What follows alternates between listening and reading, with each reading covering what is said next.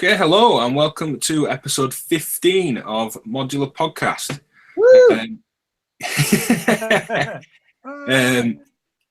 The pre-Super Booth ramble that's nothing to do with Super Booth. It's just a few weeks away of Modular Podcast. Oh, that's party foul. Someone should take a drink. That's me with the video open and the live chat.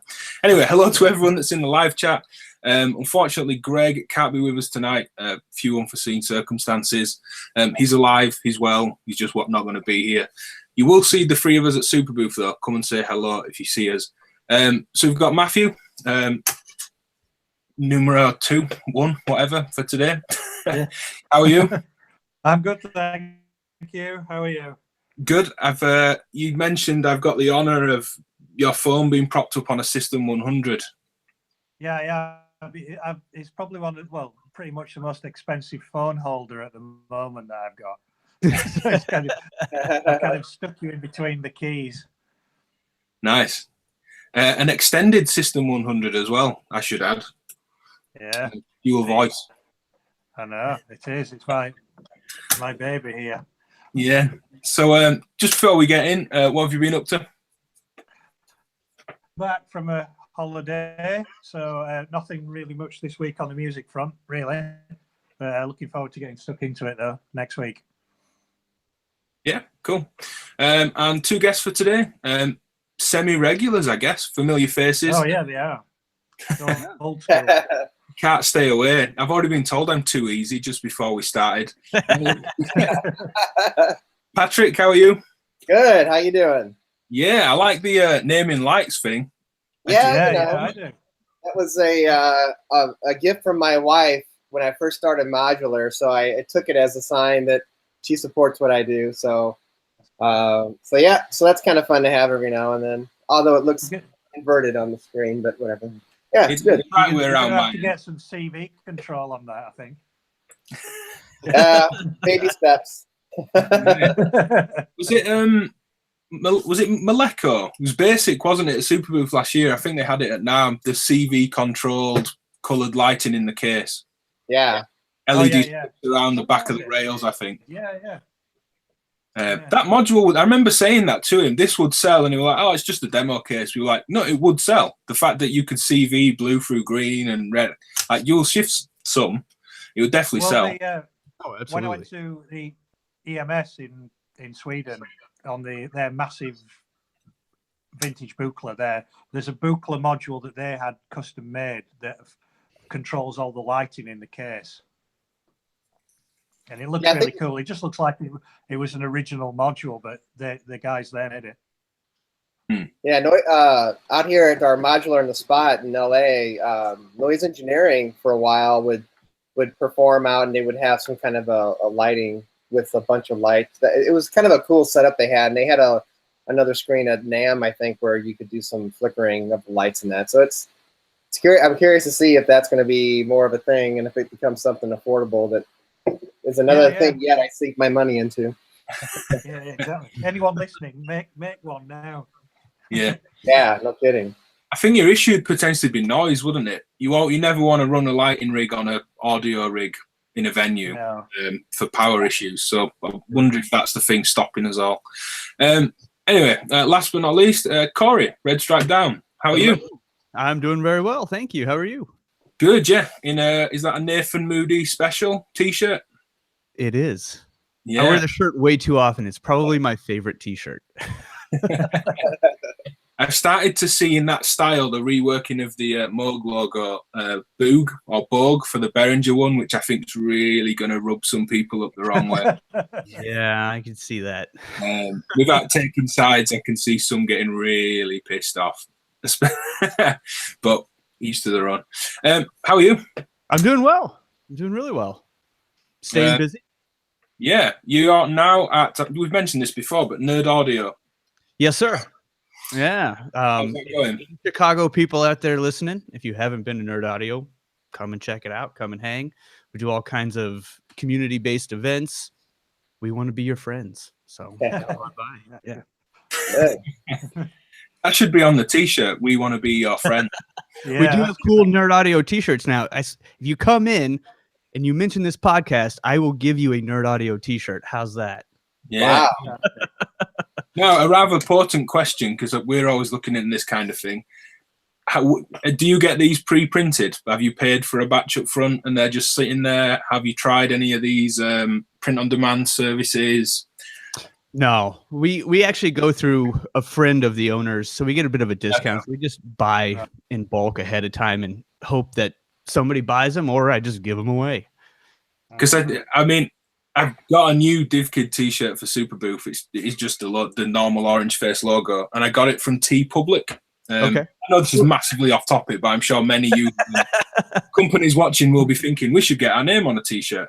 And I paid £12 something, customs and VAT on it. It just made it super expensive. But then going the other way, which is why I tried them, getting them from the EU into the States can be quite expensive. So right, what are you going to do? Anyway, on topic. This episode, as I said, episode 15 is on modular drums. Not specifically just drum modules, but sequencing, mixing, making patches, synthesizing your own sounds. The whole works. Fire away with any questions in the live chat. And if you're watching non-live, just on YouTube, do it in the comments. I'll reply, and if I can't answer, I'll ping the message off to one of these guys. So generally, modular drums, what's everybody's take on it before we get into patch examples and images and things? Should we start with one end of the spectrum that is you, Matthew? What's your take on drums? I would have probably been the absolute last one to ask this question. To be honest, I love rhythmic-based music. I've got tons of rhythmic-based music of all different genres. But me personally, in my own music that I make, I don't use rhythm particularly, and I certainly don't use kind of drum sounds in the compositions I make. Having said that, this was really fun to do. Just because I don't. It was almost like a musical holiday, really, for me. So yeah, and then added to that is I don't actually have any drum modules either. So I do like a challenge. So from that, I've always really liked the really old kind of drum machines, and the ones that used to kind of get presets on organs and things like the Roland CR78. Yeah, the box you'd see screwed underneath the organ kind of thing. Yeah, those ones, where you've got like bossa nova and cha-cha-cha, but the kind of sounds that they think a tambourine is or a clav or stuff bears no resemblance to anything in the real world. But that's brilliant, though. I really like that. So I took that as my starting point for mine. But I was just using things like filters, in high sort of resonance mode, or really, really short envelopes to create the kind of rhythmic structure, or just individual gates out from a sequencer. So just to kind of ping the same value each time. So that gives it kind of that pseudo preset rhythm effect. Yeah, I think that's where my head was to start with. I think you'd enjoy Moby's drum collection if you've not. For anyone that hasn't seen it, he has a ridiculous collection. He's got more than two. Yeah. Wow. But none of, I'm sure he's got 808s and all the, real coveted stuff as well. But every kind of cheap combo organ drum machine that you'd see in the local church strapped underneath the keyboard is in there. They're all like long and thin, aren't they? Like you said, they're either to go on top of the keyboard or to go underneath somewhere. They're all this kind of skinny, sort of long. Tell me where I took my inspiration from, anyway. Yeah.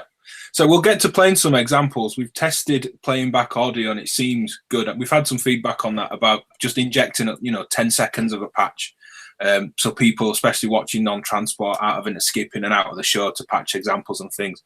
So we will try that shortly. But what about you, Cory? Where's your kind of head at with modular drums generally? I used to work with them a lot. I haven't been really so much in the last 6 months. I've kind of adopted some other boxes, mostly Electron things, to handle the percussive side of things for me. Yeah.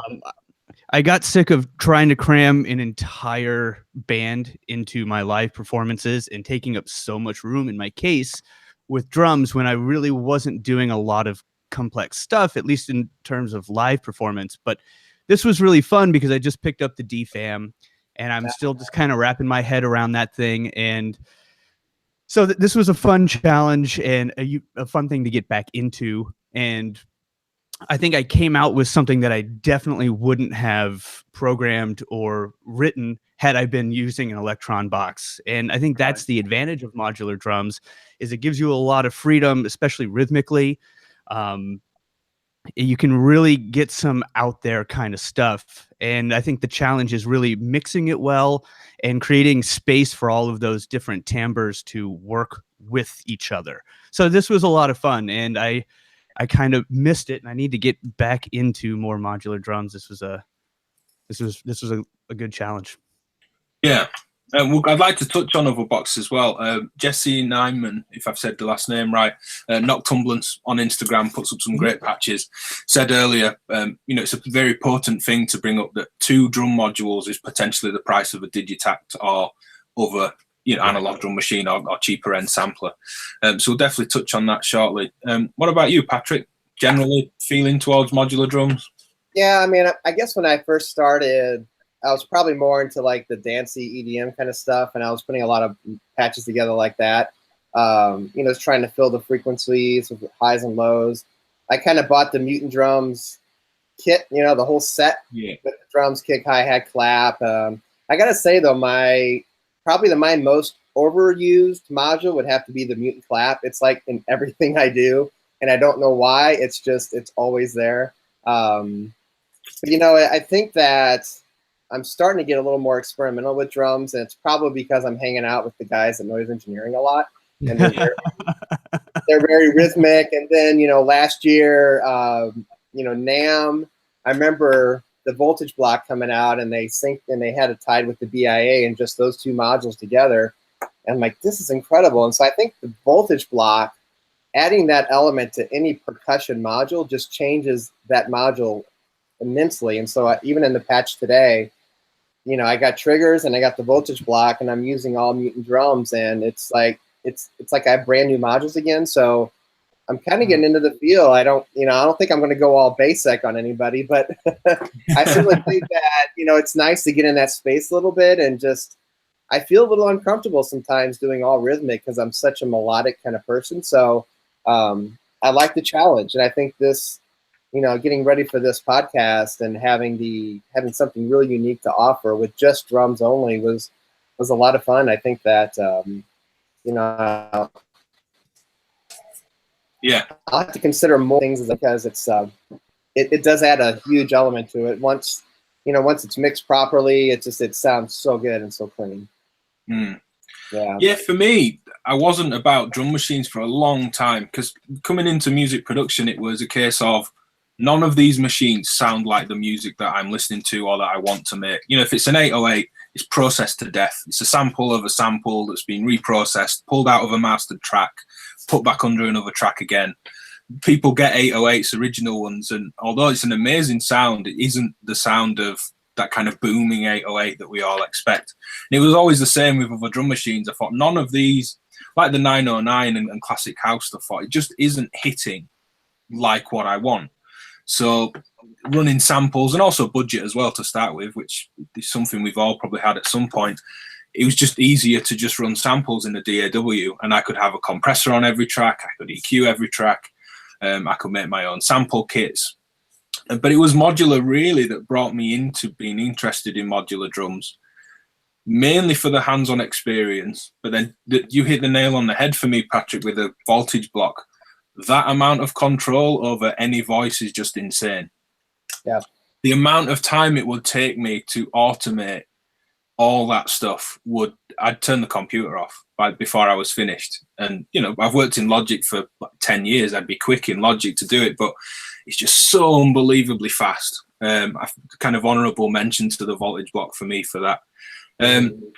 Sound-wise, there's not a massive amount in it if I'm using a drum module. If I'm not bending and twisting it in different ways, I am quite happy with a drum machine or a sampler. But I feel a lot faster on modular generally. And I'm in a nice situation where I can multi-track out, so I can still process everything if I want. I have the luxury of having a kind of 6U that's my drum case, and it moves around a little bit, but to me that feels like the drum machine that brings me back round from never wanting a drum machine. The sound, the mixing, the effects I can put in there, the sequencing goes way beyond any little drum machine box. And I'm probably for a hell of a lot more money, but that is the kind of, this is my drum machine, and I feel quite happy just carrying that around. We'll get into some of the examples and things that we've done. So for you, Matthew, you kind of tried to recreate these old drum machines, preset rhythms. There's also, I think you said a rumba or a cha-cha or something. There's a little hint of a Latin rhythm. Accident. Yeah, by total accident. It wasn't like I was rigidly trying to go, right, mini pops, I'm going to go for this. It was more of an inspiration in the way that the sounds that kind of get labeled like tambourine or whatever it is, just really don't have any sort of sonic resemblance to it whatsoever. But they kind of somehow suggest that sound. And that's what I've always liked. You know, for me, when drum machines started sounding like drums, it was just like, well, why? You know, I just really like the kind of sonic world that they occupy. You know, yeah. Well, so that was kind of that. It was a nod in that direction for sure. Anyway. Yeah, let's. I'll play a little bit, just and skip through some of these examples, just to give people an idea of what we're on about. If it's completely silent, either people in the live chat or us here, let me know.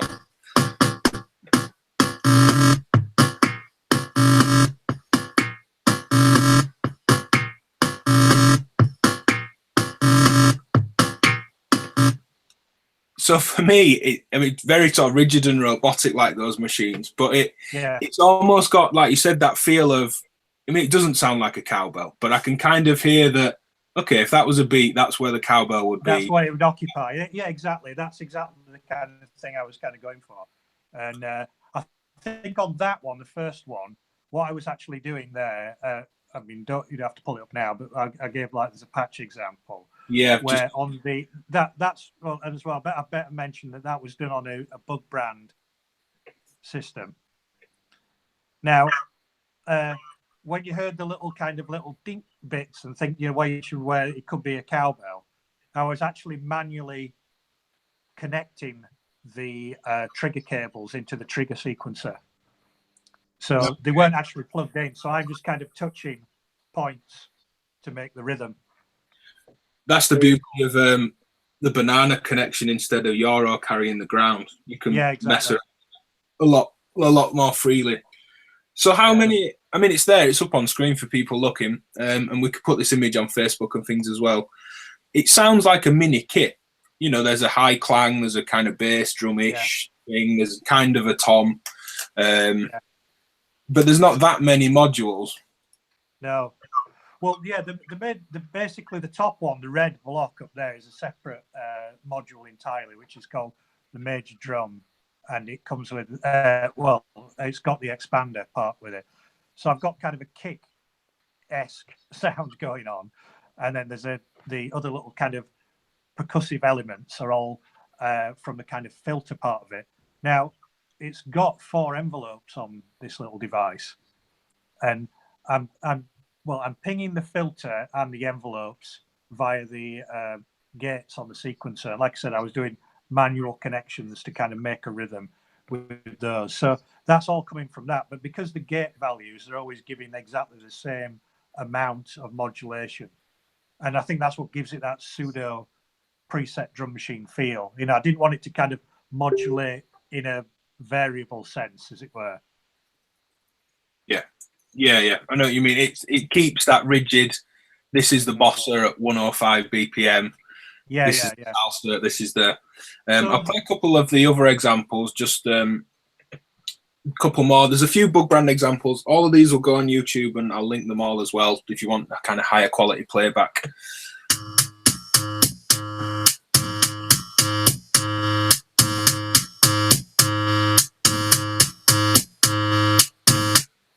That's the third example, and it almost, I don't know why, because it's not exactly there, but there's almost this 9 Inch Nails-esque kind of aggression to it. You know, you're waiting for the live drummer to come over that's just slamming the hell out of the snare drum on 2 and 4 over the top. Well, but again, it's still got kind of preset old drum machine thing going on.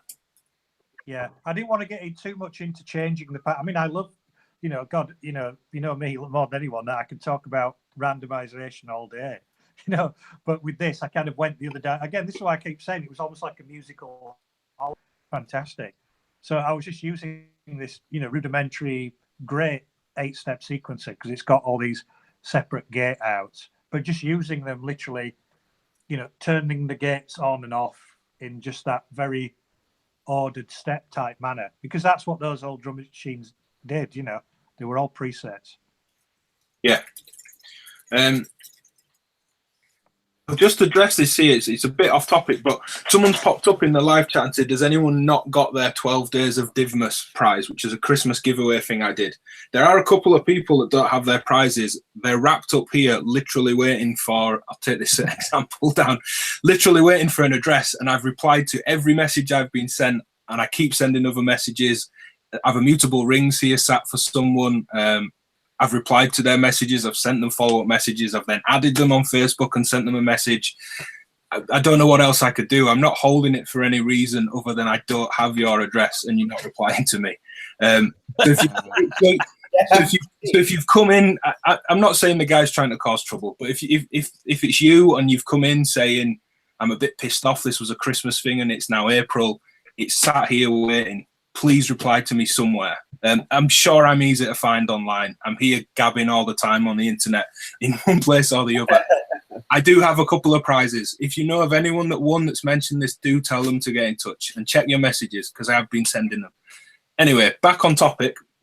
Yeah. What I was going to say, on one of the later Bug Brand examples that I did, there's quite a heavy kick. Again, I wanted to say kick, but like kind of a bass hit sort of sound.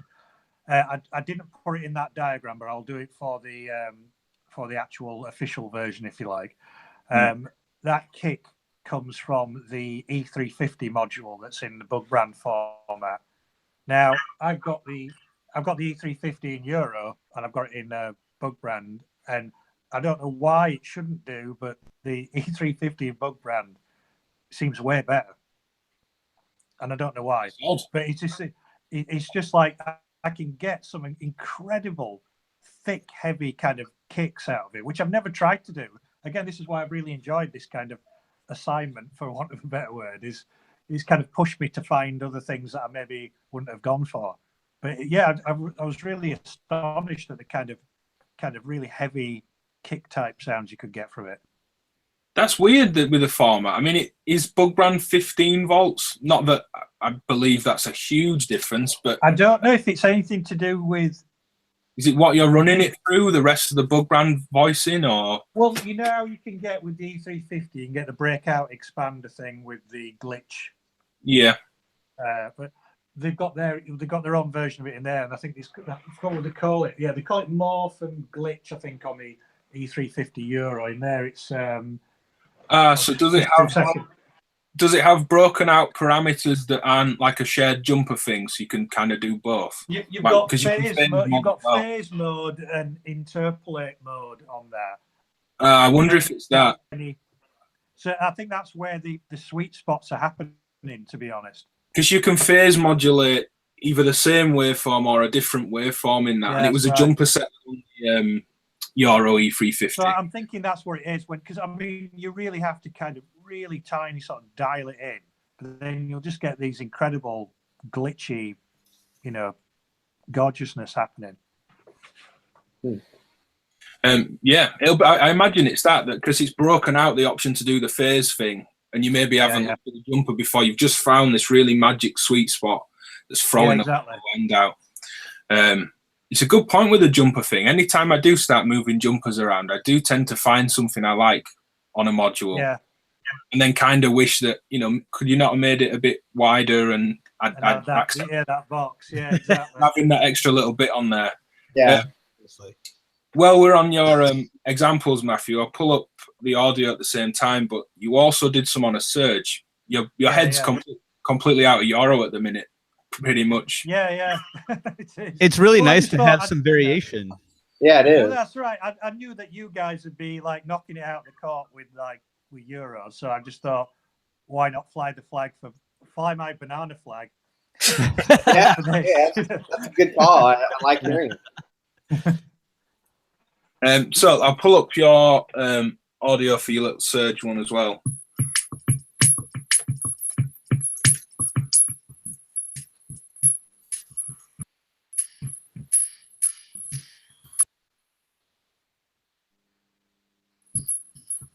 Skip it through a little bit.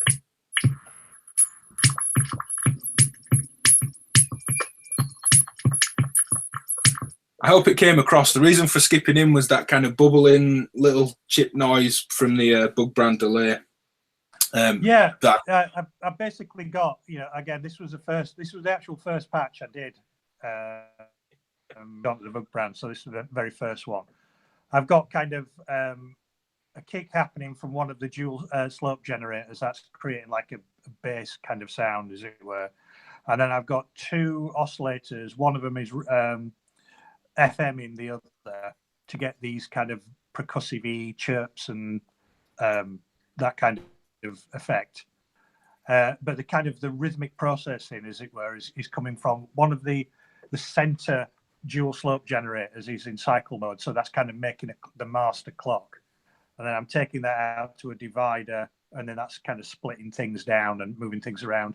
But the variation in the rhythm, because this one does vary slightly. It's not a complete, cycling thing. That's all happening by just modulating one of the envelopes by opening and closing it in a very small amount. Just gives rhythmic variety, but it is actually still in time, that's what I absolutely love about the surge, because you kind of clock dividing envelopes. Interesting. So it's a really neat way of kind of getting that kind of thing across. And then what with the delay, what I'm doing, I'm taking out like this the far kind of right bottom corner. There's I'm pointing at my phone like this, like you know what I'm doing. So, into the step, there's basically the smooth step section. I'm taking out a stepped modulated sort of wave, and that's going into the CV control of the delay. So as that's coming around, it's kind of stepping to quite wide range modulation things, the parameters. So it's giving that kind of chirpy, strange, semi-dubbed kind of sound. Yeah, and we were just talking off air about this. Knowing that you were going to use Bug Brand or Surge, I thought, well, I won't patch up and synthesize sounds because you've got that covered. And obviously the techniques apply, pinging filters, envelopes to oscillating filters, all that stuff applies. Yeah. But a kind of potent point, I think, with the, I could buy a drum machine, why would I go modular, is you don't have a drum machine. You haven't specifically tried to make a drum machine, yet there's a lot of percussive sounds to be had. Oh, yeah. I mean, that's what's so great about it. And it's all about, for me, particularly with that patch, it was all about the modulation. From a sound generation perspective and from a triggering perspective. But again, they don't have to be super wide-ranging modulation. In fact, it was the opposite. They're very kind of dialed in small amounts, but it's just, again, you've got the rhythmic cycles happening, things opening and closing. So every time the pattern's not changing, but every time it comes round, the modulation will be different. So it's because it's over a brief period, it feels rhythmic. Yeah. Well, I feel like that's how a real drummer listening to a human play a drum. Every time you slap a conga skin, no matter how good you are, there's going to be a slight difference in the tone. So that little bit of random modulation really gives it a nice human feel and adds some nice variation to even a really simple pattern. Yeah, Kyle, Gorilla Museum is the username in the chat, said that, definitely get into talking about adding life to a pattern, something that I imagine we'll all touch on to some degree. But certainly for you, Matthew, that idea that, and we've spoke about this before lots of times for people, especially when they say they don't like random, that, try and pluck the guitar string exactly the same every single time. Try and hit the snare with the same impact in the exact same place every single time. Even a really rigid player still doesn't sound like a machine. And the ability, this is why the modular drums for me are more exciting, the ability to infinitely, well, budget and case size and modules pending, infinitely modulate anything quickly is key, because you could do that in a DAW. If you pull up a synth preset, you can do that, but it's the fact you can do that quickly, and it sounds very different to samples as well. I think that's a key point to make. I mean, I love it when you repitch samples and all the noise or the tape pitch shifts up or down in pitch as well, and you can hear that kind of inaccuracy in the pitch shifting with the technology used. But doing it over certainly analog stuff, it is the instrument. It doesn't change. It's a very different sound. It's not like slowing down a turntable or tape to get the pitch lower. And I think that just works really well. I must say, though, actually, I'm saying I've absolutely nothing against, like a preset 909 module, like a kick drum from this or whatever. I have not. In fact, I've heard some fantastic music done with that. It's great. If you want to reach for, I need that 909 kick, go for it. But just for me personally, that's not where the fun is for me. I like making and dialing in my own sounds, that do sound like reimagined 70s space drum machines. I love that kind of, where it's not like, we were saying earlier, Ben, about, is it a snare? What is it? Is it a cowbell? No, it's not. But it's occupying that space where one would be, Yeah. Interestingly, and I didn't catch this, but I can definitely hear it now. Adamski in the live chat and a couple of others are chatting about this away in the live chat now, that it reminded them of Fortec, which is like old jungle drum and bass production. Not that fast, but some amazing breakbeat production. And it does have an element of it, some of those examples from you. By accident. Does Surge have like samplers? I'm not too familiar with it, but do they have type of samplers where you could put other, you can incorporate into your patches? Do they have modules for that, or? No, in a kind of a actual sampling module. Yeah. Yeah. No, not really. I mean, there are lots of people making third-party things now. Well, say lots of people, but a few people are making third-party things for the Surge format. But a traditional Surge doesn't have any sampling capability. Okay. It's just literally raw analog, effectively. Yeah. I mean, it's available, isn't it? If you were working in For You, there are people, Random Source, and the loudest people like Charlie Kerr that are building like clouds in For You, and I'm sure the radio music module is probably available. A bit like Wes at Grayscale making some of the mutable stuff in Buchla format. There are kind of what you get from Surge as well as obviously the sort of the famous modules like the dual slope generator, etc.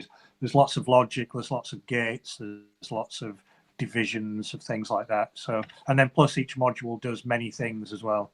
So, but yeah, from an actual sound generation thing, there's no sampling. Okay.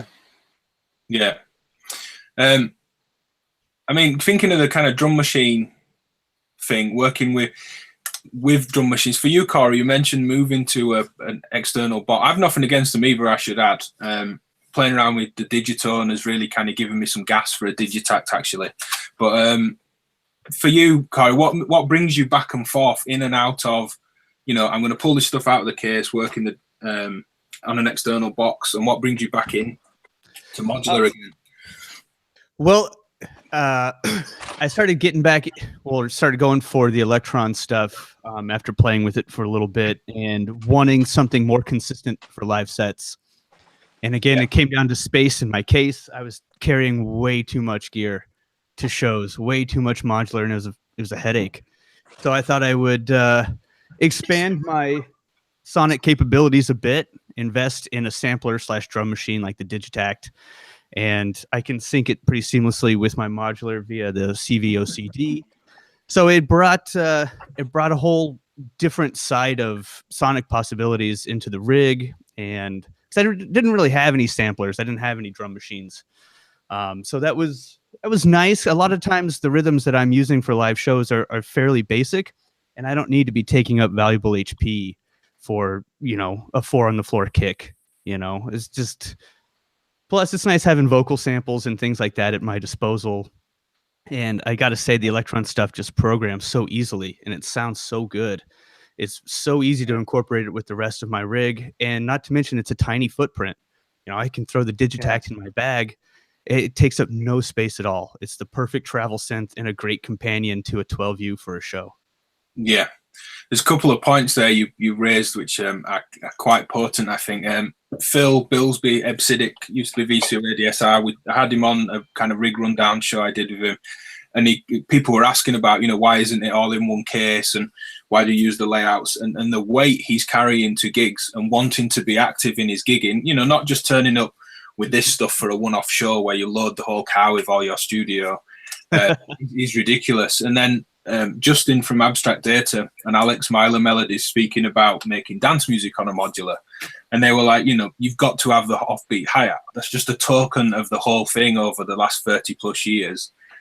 You kind of have to have it. And almost why would you just waste something to give you the 4 on the floor or the hi-hat, be it the rhythm or the sound? They weren't specifically picking one over the other, but I completely get what you mean about if you're going to have something preset, it might as well come out of the case in terms of specific rhythms, specific sounds.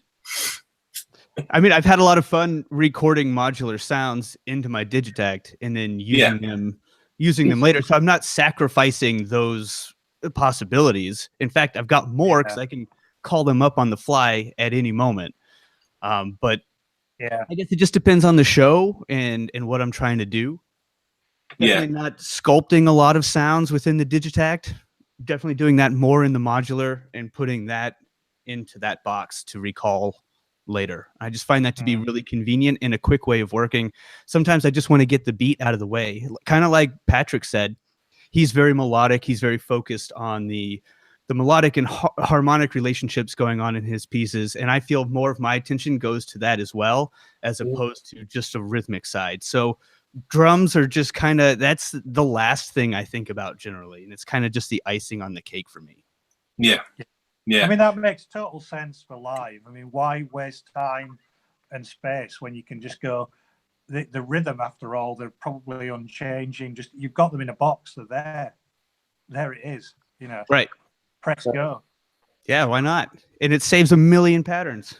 It's nice to have something at the gig where if something goes wrong, at least I can rely on somebody, I may not be able to rely on myself all the time, but this box never fails. Well, and really with percussion, I mean, once you have it set up, you're not trying to tune things. You're not, like, a lot of times I spend so much time just trying to make sure I've got my, everything's in pitch. And so, that's where my focus is. And if you can just get the presets going, that's a great idea, because that's such, and sometimes if you're like really last minute, just start playing your Digitact, and then you can kind of tune things in your headphones. Totally.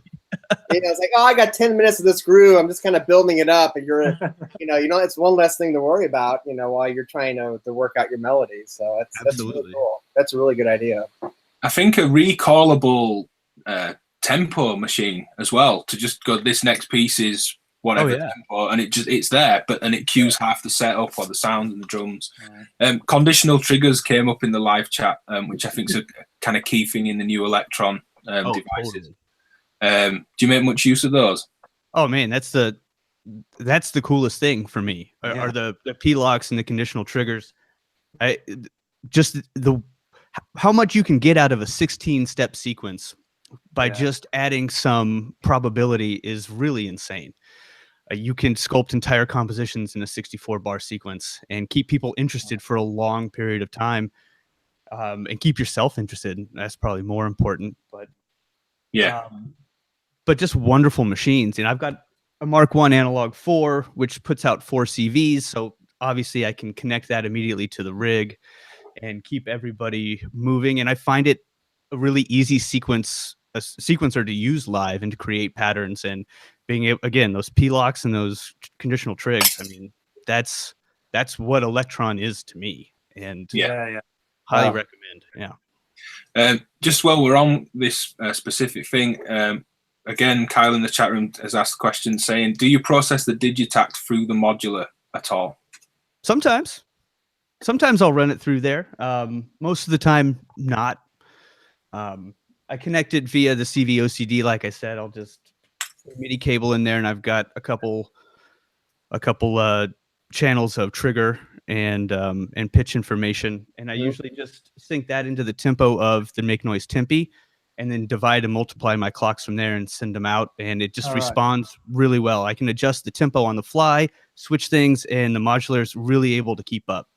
When you record your patches, do you do a stereo out, or do you do two stereo outs, one for Digitact and then one for modular, and then you submix those? Usually a stereo out from both. Okay. I don't really run the Digitact through the modular so much because of the difference in levels. I find it kind of difficult to mix with the other modular stuff. I find the signal in the Digitact is much lower.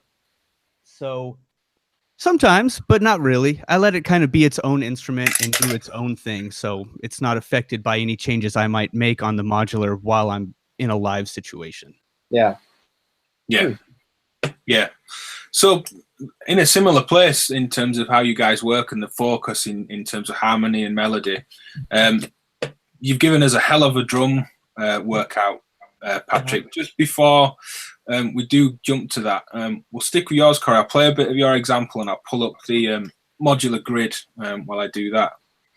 I was surprised to see a Rene in the case. I thought for drums that's maybe an odd choice as a kind of non-Rene specialist, but I know you love that thing. No, it's great. Still my favorite.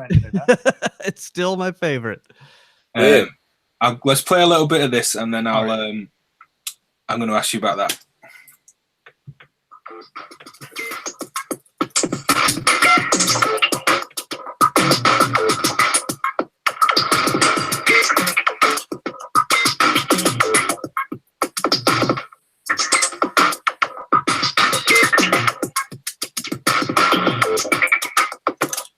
So again, the full examples will all be up on YouTube and linked in the description.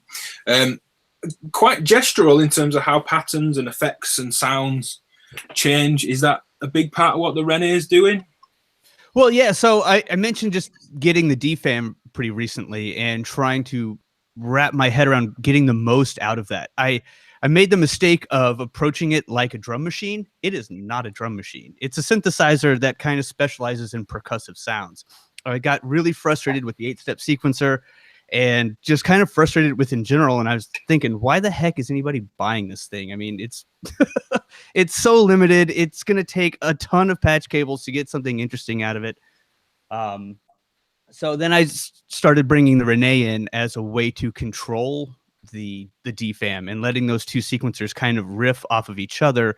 Having the two separate CV outs of the Rene lets me program essentially two separate sequences at once, running that into the DFAM, separate parameters, combination of stopping the advanced clock and some variation on the trigger coming from the circadian rhythms.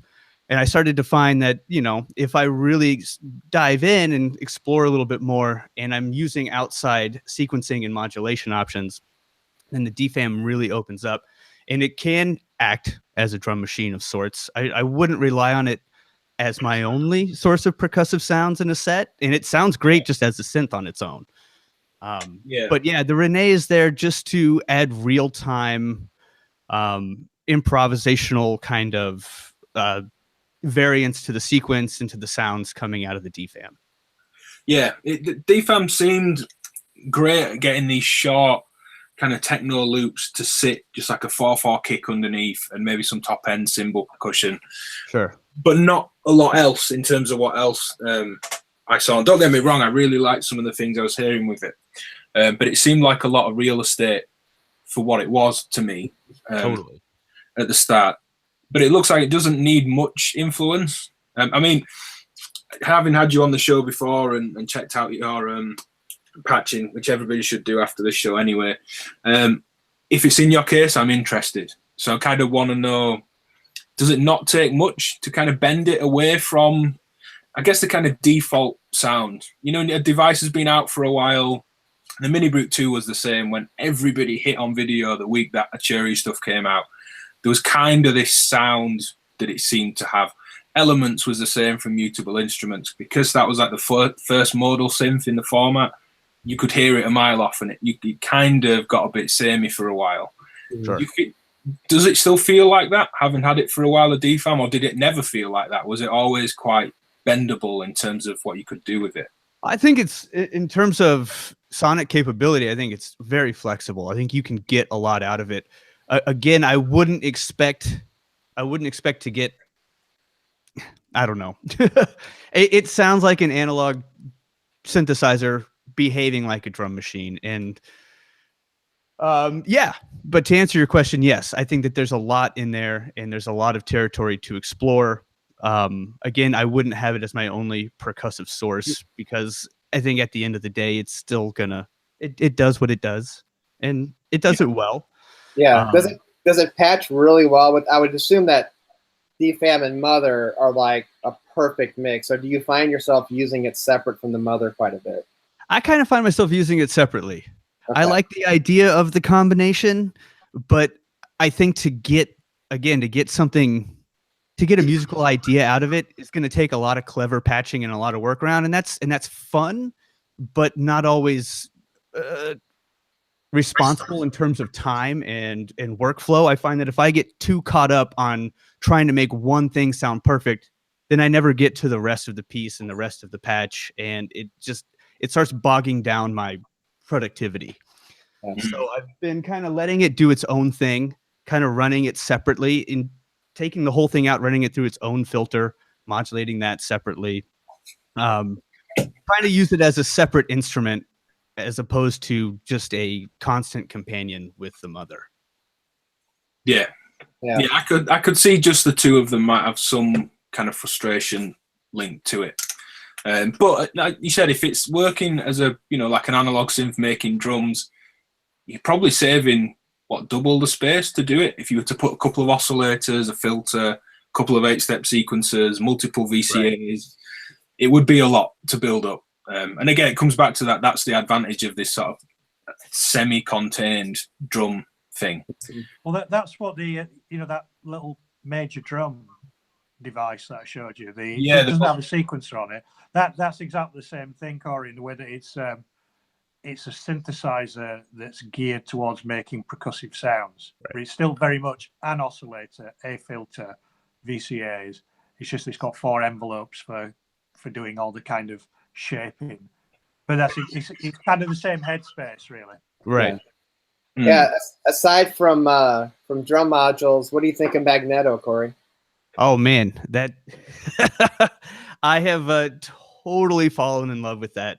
Okay. I didn't really expect to. I hadn't really had modular lust for a while, especially working at a modular store. I see everything. Yeah. I get to play with everything, and I don't necessarily have to own it to enjoy it. Yeah. But this was one piece that I saw, man, it's kind of a must. I don't have anything like that in my rack. I don't have any tape. Well, I guess I do have an Echophone, but very different instrument, the Magneto versus the Echophone. Yeah. So yeah, everything is running through the Magneto, and if you hear the example, there's some little short bits where it sounds like everything is just gone to shit. And that's the entire mix going through the Magneto, and I'm triggering that with a pressure points, putting the entire signal wet and reversing it at the same time. So the whole sequence goes like, it goes backwards and then it comes back into it. Just these little things like that, the way you can pitch it up and down, the separate knobs for the dry and the wet, and being able to have a full analog signal coming in dry that's not affected by the digital chip, and being able to kind of mix your signals in and out. It's just, I highly recommend it to anybody. I know it's expensive and I know it's big. I have a video coming out for reverb.com on the Magneto in a couple weeks. So take a wait for it'll be pretty sweet. I can't really say enough about it. It's awesome. Well, I just think, whether it's a Magneto or any other, I'm not saying that's obviously got its own special thing, but like how I used one of the delays on that surge patch, I just think a delay is such a great piece of kit in your arsenal of making drum sounds. Sure. So you think, well, hang on a minute, that's not a drum module, but what you can do, particularly with really fast, tight modulation and really short delay times, it can just really add so much other dimensions to a percussive sound, from like tight flanges or like metallic elements, and it just really expands the kind of repertoire of sound, I think. And I think we're going to hear that in Ben's example too. I'm not sure if he's using a delay, but he almost gets like this kind of a snare roll thing going on in the song, and it sounds like some white noise going through a delay. But you're right, it can add a lot of dimension and a lot of variance to, again, even a simple sequence. Yeah, that's it. You could have a really simple sequence, but having that delay can just make it just sound super complex really easily. Yeah, get really polyrhythmic without much input, without having to sequence it, you know? That's touched on I'm not going to go on a massive rant because I've had micro rants about this before. About polyrhythm. Matthew's like, oh, for God's sake. About polyrhythm, it's become not that I disagree with what you said at all, Cory, just the word kind of going, I do a little mini rant. Polyrhythm, it's become this marketing term, and it's really starting to bug me. Running a sequence that is 7 steps long against a sequence that is 5 steps long is not a polyrhythm, it's polymetric, because the length of each step is the same. That's the key difference. So if something is running in 7/8, so 7/8 notes per bar, and something is running in 3/8 notes per bar, if that 8th note is the same physical space in time, which it is when you're putting a sequencer up and you're going, this lasts for 4 steps, this lasts for 5, this lasts for 7, that pulse that it's running at is still the same. That's polymetric, not polyrhythmic. A polyrhythm, in modular terms, you could do much easier with a multiplier rather than a divider. In the same way that if you divide by 3, it's not a triplet, you're just hitting every 3rd note. Right. So if you had a 16th note clock and you divide that by 3, that's actually a dotted 8th note. I know I'm getting heavy into music theory and some people might not be too interested. No, that's very interesting. But but if you times something by 3 and create a triplet over the top, it's about, if a bar is this long and you put 4 evenly spaced notes and 5 evenly spaced notes, that's a polyrhythm. And it's a completely different thing and sound. And it's, again, not that what anyone here said's wrong, and it's, you know, I went to college and university for this stuff, and I teach music, so I can get a little uptight about it, and I'm quite happy to be shot down, usually by Matthew. I don't want to get too muso on it, but I see companies saying it all the time. Yeah, this thing does polyrhythms, and I'm like, it doesn't, and you should really tell people it's polymetric and try and inform people. And I saw it's become one of those words that's a catch-all thing, isn't it? But it's one of those that it does have a true meaning. Yeah. I look more ranty and rambly the more that companies just say, yes, this does polyrhythm, when really it doesn't. And it's no one's fault. It's just, you know, you've got into this stuff maybe for the first time with drums and sequencing, and you've always been told it's a polyrhythm. So then I look like I'm on some epic rant, but I just take it. Almost sounds like it's just like a marketing term more than anything. It's just something cool to say, you know. Yeah, but it does mean something. We can get into this, but I'm not. That's the end of my. I prefer the term polymetric anyway. It sounds like some future space thing. It does sound pretty cool. Polymetric, yeah. I'll have a polymetric example after the show. I didn't have it ready for this one. Follow the hashtag.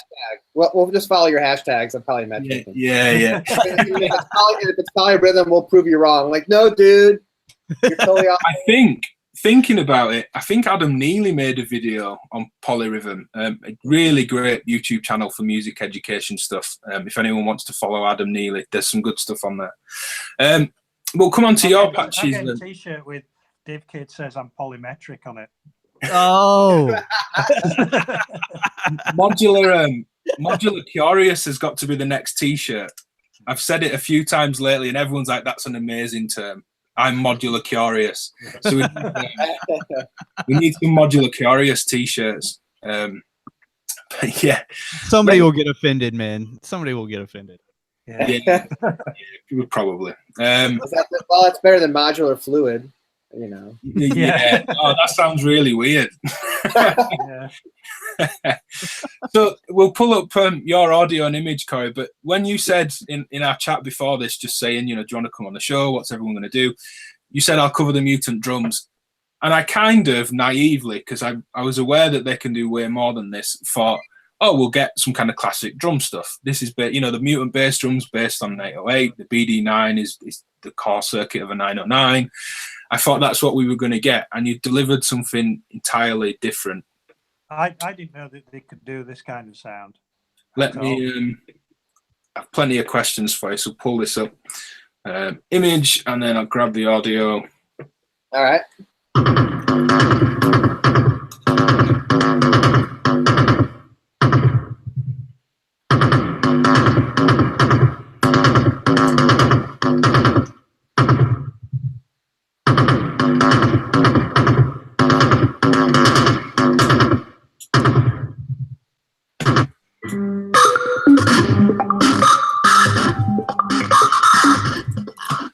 And you've given us, all the patch examples will go up. There'll be links.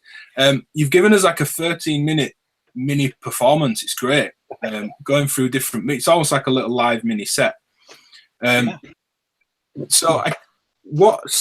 I don't think it's in that image, I'll pull that back up just to get it out of the way because I was curious. What's the reverb over the whole thing? It's the Pico DSP. Is there? Yeah, it's at the very bottom left there, or bottom right. Yeah. Perfect. And it's just a little bit. It's an interesting. It almost has a cutoff. The reverb has a very short delay there, and so short reverb. So it kind of gives it this not like a compression feel, but it just has this. It's just not an ongoing reverb. I almost had like too much reverb on, and I just shortened it up, and it really made a kind of a tighter sound to it. So that's kind of why I went with that specific one. But so, I guess a question for you and Cory: how do you find the circadian rhythm? I love it. Yeah, I mean, yeah. What's not to love? It's a giant panel full of buttons. Yeah, the lights. Wow, yeah.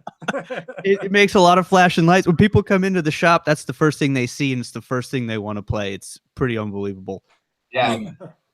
But it's so easy to visualize your rhythm and see what you're doing. And I mean, that's what I find it useful for, just an immediate visual verification of what I'm entering and the relationship of those steps to all the other instruments I'm triggering. Right. Yeah. Just and because the ability to change it on the fly as you're going and stopping and starting it in different places and looping it. It's really fantastic. Absolutely. Yeah. To try and kind of play devil's advocate, because I also like this. I don't have one, but anytime I've used the circadian rhythm, it's been incredibly easy to get multiple parts going very quickly. Is it any limitation that it's only 8 steps? Instead of, if you're running at 16th notes, for example, you're only getting half a bar pattern instead of a full 16. Well, it goes up to 64 steps. Okay. Then you're just having a page through. Yeah, you would chain what's called preset. The preset inside of the machine is a group of 8 notes. So you can chain 8 sets of presets, so 8 by 8, to create a 64 note pattern. So if you are using it at, as 16th notes, you can get some track, Yeah, that's kind of what I did on my patch. It's 64 steps. Yeah, I figured that it was just a case of chaining it and kind of paging through your patterns or presets, whatever the term they use. Kyle, whether he's trying to rub me up the wrong way or not, but he's got the term right, has said, does the CR do poly measures as in different track lengths? I think it does. You two can correct me if not. I believe that you're pretty much stuck within even divisions of 8. Okay. If there's a way to create different lengths, then please, somebody in the forum out there, somebody let me know, because I don't know. I haven't menu dived that hard. I know that there's some random stuff that circadian can do, so it's not quite tied to the pattern you have, but I haven't gotten into that part of the manual yet to see that. Yeah, there's a Divine mode, a Richard Divine mode that has a bunch of random and what you would expect from a Richard Divine mode. Right. I was going to say, that's so unlike him. Yeah, because I remember asking someone when it came out, and I said, it's rare that I want to work in, say, 7 or 5, or I usually am 4 to the floor for the most part, and I try and get tonal variation to be more of a focus than an odd rhythmic figure. But they just said you'd have to reset it. Right. If you just used one of the tracks and put a gate on step 7, so that would then reset itself. That's how you'd work in a kind of odd measure. Sure. Yeah, that's how I've done it in the past. Yep. But it isn't different track lengths per part. You know, this runs for 2 steps, this runs for 4, this runs for 3. That would be killer. I would love to see a firmware update for something like that. That would be amazing.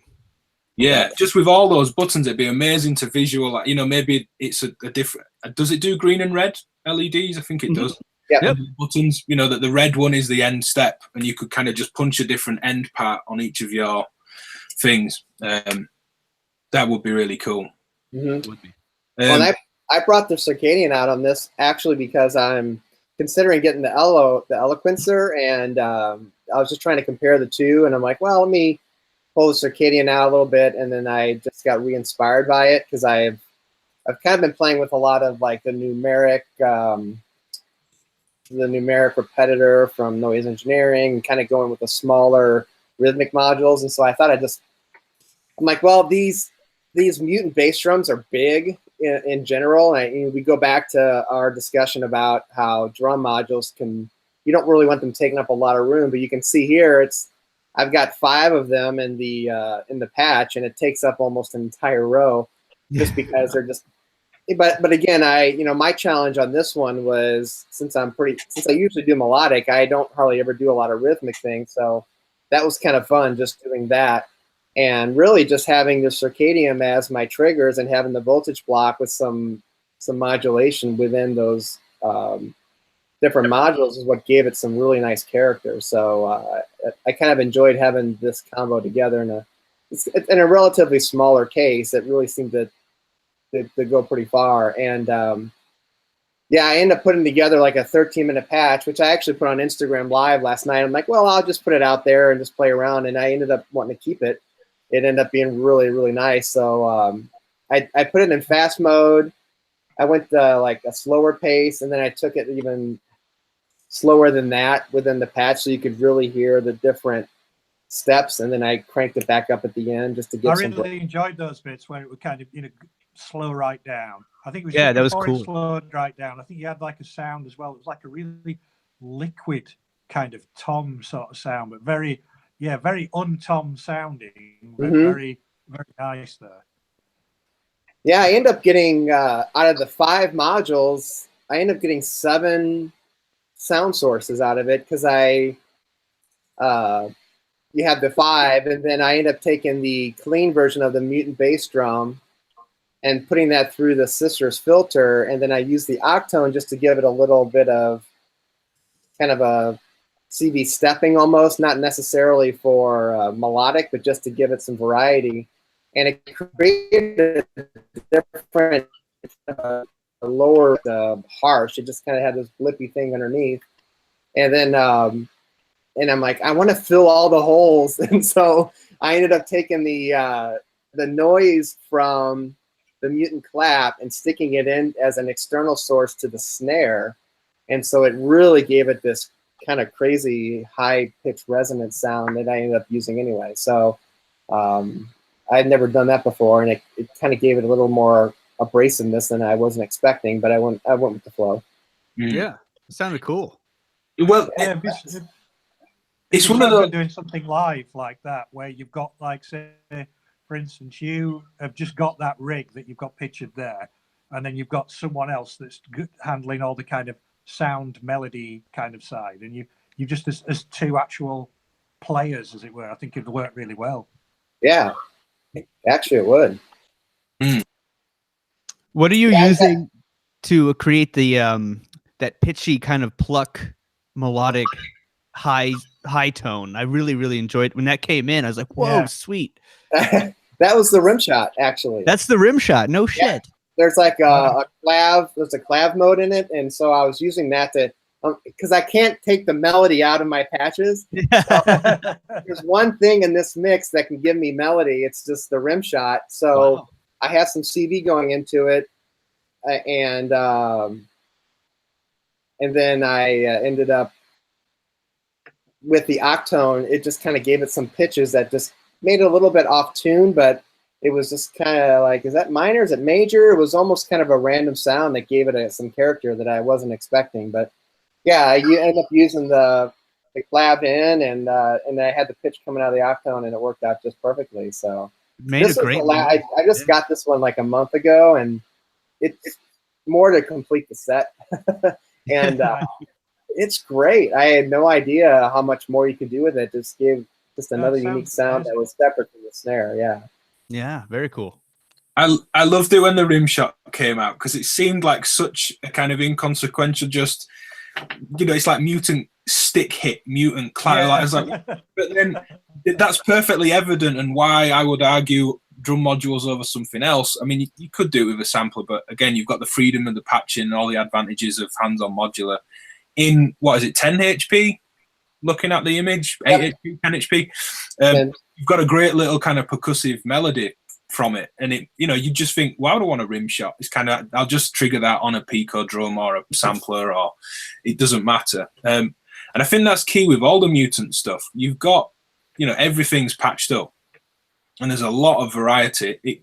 To say you don't do this stuff, that 13-minute example that we'll upload sounds like a set. It sounds like you're out there just doing a set, and it doesn't sound like a kind of first go at this stuff. Mm-hmm. And everything's being modulated. And the bass drum is creating a kind of bass line kind of thing that offsets the other sounds. The beauty of the mutants for me, and again, you touched on it, Patrick, that you've got these external inputs that actually change the core of the circuit. So here's all the back end of how to make a hi-hat. But if you want to put a different noise source or a drone or a vocal sample or something that's already rhythmic, so it's going to cut in and out depending on how you're triggering the drum sound, you can just pipe that straight in. Wow, I didn't know that. That makes it really powerful, doesn't it? Yeah, so I think you said, Patrick, you took the noise out of the clap into the snare. It's an entirely different sound. And you know, synthesizing a snare drum, you tend to have a little kind of sine wave pop, and then a snare hit that's got a slightly longer envelope on it. But just changing the noise source is totally different. It almost gave it kind of a square noise wave feel. Because it still takes, you know, it still takes some of the sustain and the cutoff from the clap a little bit. So it's not like straight noise, but there's some character building from the clap, but then going into the snare, along with what's already being generated from the drum module itself. Those collectively is what gave it some character I've never heard before. Yeah. Ken, Flux 302's in the chat room. He said that lately he's been using the SID guts, which is the ALM SID chip voice, as a noise source for the snare. And yeah, I imagine that's great. The pitch on the mutant clap will do a similar thing in that it's got a clock rate. So you can do that down sampled, like an explosion on an old Atari game kind of noise. So you can get a similar effect, I guess, that way, to the kind of SID thing. How's the, just because it's a module I've not used and I don't know much about them, but the Topper Brillo mixer, stereo mixer. How's that generally? I really enjoy it. I love the ability to aux send out and bring it in and just have control within each parameter going into the to the reverb. That's just so helpful. You know, it was kind of hard for me to get used to because really the little digital meters, you know, it's they don't really make a noise. They don't really make that much of an indication until you're getting pretty hot, and then it starts popping up. Where I was using the Sputnik 6-channel stereo mixer for a while, and you can even see just when you're barely putting signal in, you can see it kind of blipping. So I'm kind of that visual guy. It'd be nice if like I'm not sure if they have them, just like a little digital meter, like a 2 HP, could just do a little. Yeah, there is one, isn't there? I'm sure Ben's going to get it up now. I've seen one. It looks. Yeah, I've seen one too. Yeah, so just having that, because I just like to know where my levels are all the time, and so I don't get to see that a whole lot with this module. It's just like if you're getting close, that's kind of when we tell you gotta. Yeah, and then it's like bang, bang, too late. yeah, but it's for the panning, and the panning is really the best feature, I think. You know, when you can start modulating the panning, it's so much fun. Yeah. The meter, the first one that I tried was the LED meter from Happy Nerding. It looks great too. They've since done. It's just an input and an output. I think he's put a stereo jack on the output, so if you want to just plug headphones in or feed a mixer, you can do. Yeah. But it isn't stereo through. It's just a convenience of, if you plug your headphones in, it's not just going to come out of one side kind of thing. Oh, okay, that's good. But there's an all blue meter and all yellow. It'll kind of custom up the colours. They've done this bipolar one as well. That's trying to add it to a rack. That will show CV or bipolar audio as well. Oh, that's got it. Nice. Which works really well. Headroom, just to kind of chip in while I'm here, I've been using the pan mix from Happy Nerding, and they're so on it with modules at the minute, but not many people seem to be that aware of them. That's great. It's really nice, this. Because it's got a few more LEDs at the bottom, it's so visual. When there's only sort of 2 green and then an orange or a red LED, you often miss some of that information you get on a bigger mixer. And this just works really well. I'll come to that in a minute. Those knobs are they feel almost like military grade, don't they? They feel really good. Yeah, the dual concentric pot. I think like what you'd find if people haven't heard of that before. Sometimes on like an active bass guitar where you've got the stacked pots, it might be high on one and low on the top. And they feel great. And he's been packing them into smaller little filter modules and VCAs and mixers, and they're super handy. It's way nicer than a module that's cramped with jacks and lots of knobs. It doesn't feel like you can't get in to it. It just works really well. So the other thing I wasn't sure of with yours, Patrick, is what is it the Three Sisters from? Yes. What's that doing in the patch? So as I was coming out of because the Mutant Bass Drum, I have the distorted version on the right side of the module coming out, and then on the left side was more of a clean bass drum. So what I did there was I filtered it through the sisters, and then I turned up the resonance just to give me some harmonics, and then from there I was able to take it into its own channel. So it actually created kind of a melody line. If you play the patch, is that the little thing underneath? Yeah, that high pitch underneath that's kind of moving. That's the rim shot, but there's like this kind of underneath. It kind of flows. That is the clean version of the bass drum, because the distorted part just is bow bow bow bow bow bow. But then you have this, and that's the clean version of the bass drum that's going through the filter with a high resonance, just to give it a little more kind of raise the frequency up a little bit by using the resonance from that. Cool. Yeah, it was a happy mistake. Yeah, it's amazing how you can get these. It's amazing how you can get these polyrhythms with things like that, isn't it? Exactly. You could do. It's polytonal. I've had it in the mark in the live. Everything's been poly. He's just been hitting me with it. No, new t-shirt is poly whatever. Poly whatever. Poly whatever. Poly whatever. No, I like that. But yeah, again, the voltage blocks in there, just amazing for animation over anything. It's one of the few modules that very quickly I was like, I've got to get another one of these. I tried them next to each other and actually ended up putting them in different cases. It was one of those that I thought to move a case and not have it. And it's often patched up quite intensely. All 8 outs are used for most stuff. I deliberately stayed away this time, trying to do something different with mine. But yeah, it sounds great. And I think the panning, Mark Zeno in the chats just mentioned the Sputnik mixer and said being able to pan CV is such a big thing. Cause it's just really easy to miss stereo altogether with modular. It's only the last 2 years, or maybe a little bit more. There has been stereo for a while, but actual kind of stereo at the core of the module has only really been pushed, I think, the last couple of years. And it's really opened things up, I think. It's a shame Instagram's mono, because I hear patches and I can almost hear the space in some of the stuff. Yeah, you can.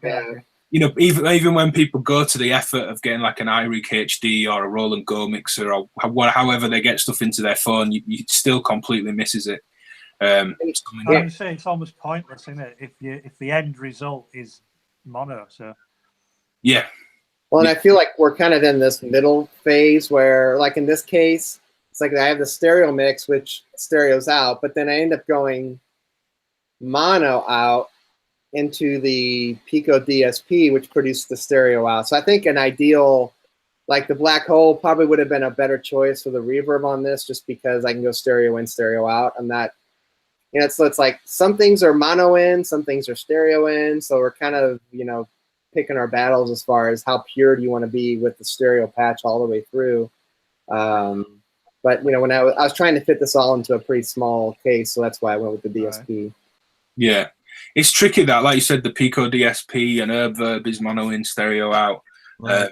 If you're building a chain on a bigger system, it's at what point do you split the signal and start to process differently to make your own stereo?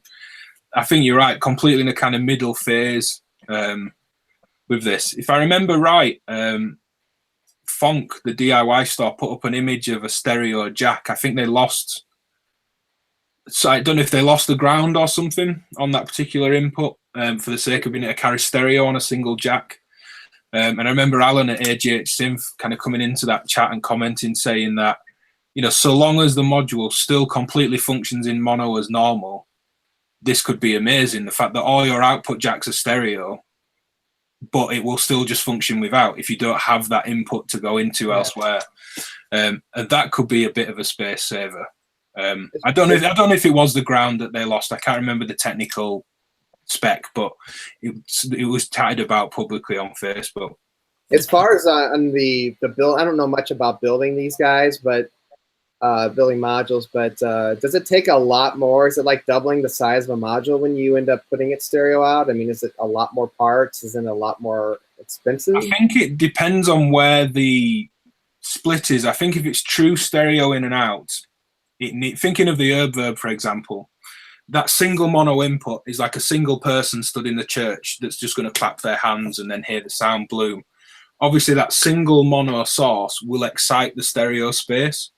So for the Reverb, I would imagine they'd need both inputs to be stereo, and then some, in terms of their output, the left input would have to excite a stereo space, as would the right input, and then they'd have to be merged. Because if you were stood on the complete left-hand side of a church, just big reverberant space, you clap your hands, there's the instant reflection from the wall you're stood against, but then there's all this other space down the other end. And I guess they'd have to do that twice and then sum it. So it probably is quite a lot of a circuit. I mean, if it's done in DSP, maybe not. Maybe you just buy a chip that costs another few dollars and it can do it. Yeah. I'm not too sure. But things like the, thinking of happy nerding while we're on kind of stereo, the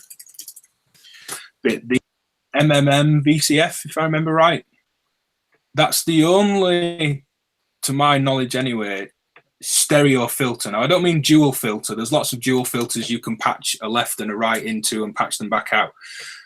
This is just specifically a single filter with a stereo in and out. So it's shared frequency control, shared resonance, shared FM. Quite basic. There's only one FM input, no resonance over CV. But the two ins then have their independent high pass, band pass, low pass outs. And it's really great over a stereo output. Trying to recreate that kind of DJ style mixer where you might at some point in the set just want to roll all the highs out and just have the rumble, or cut all the lows out while the sound builds and then pull them back in.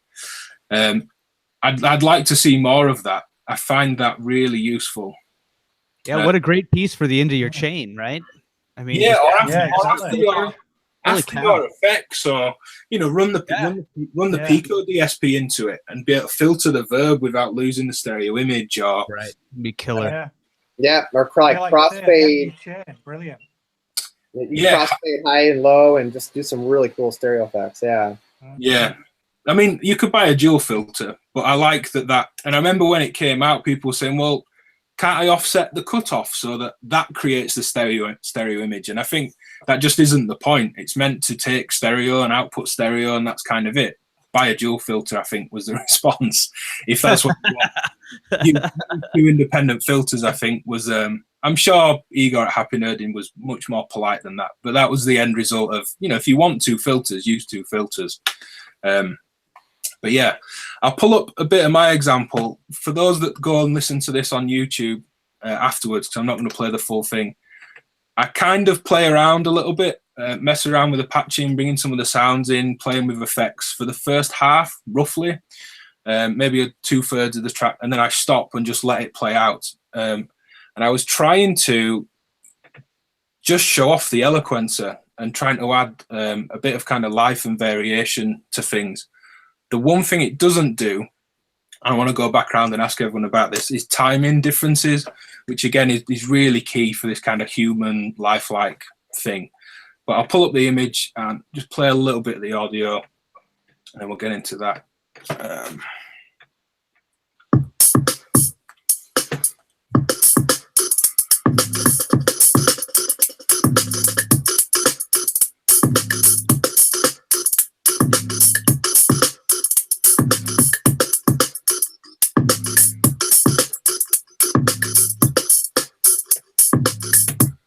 Yeah, 110 beats per minute in Greg's honor. That's not here.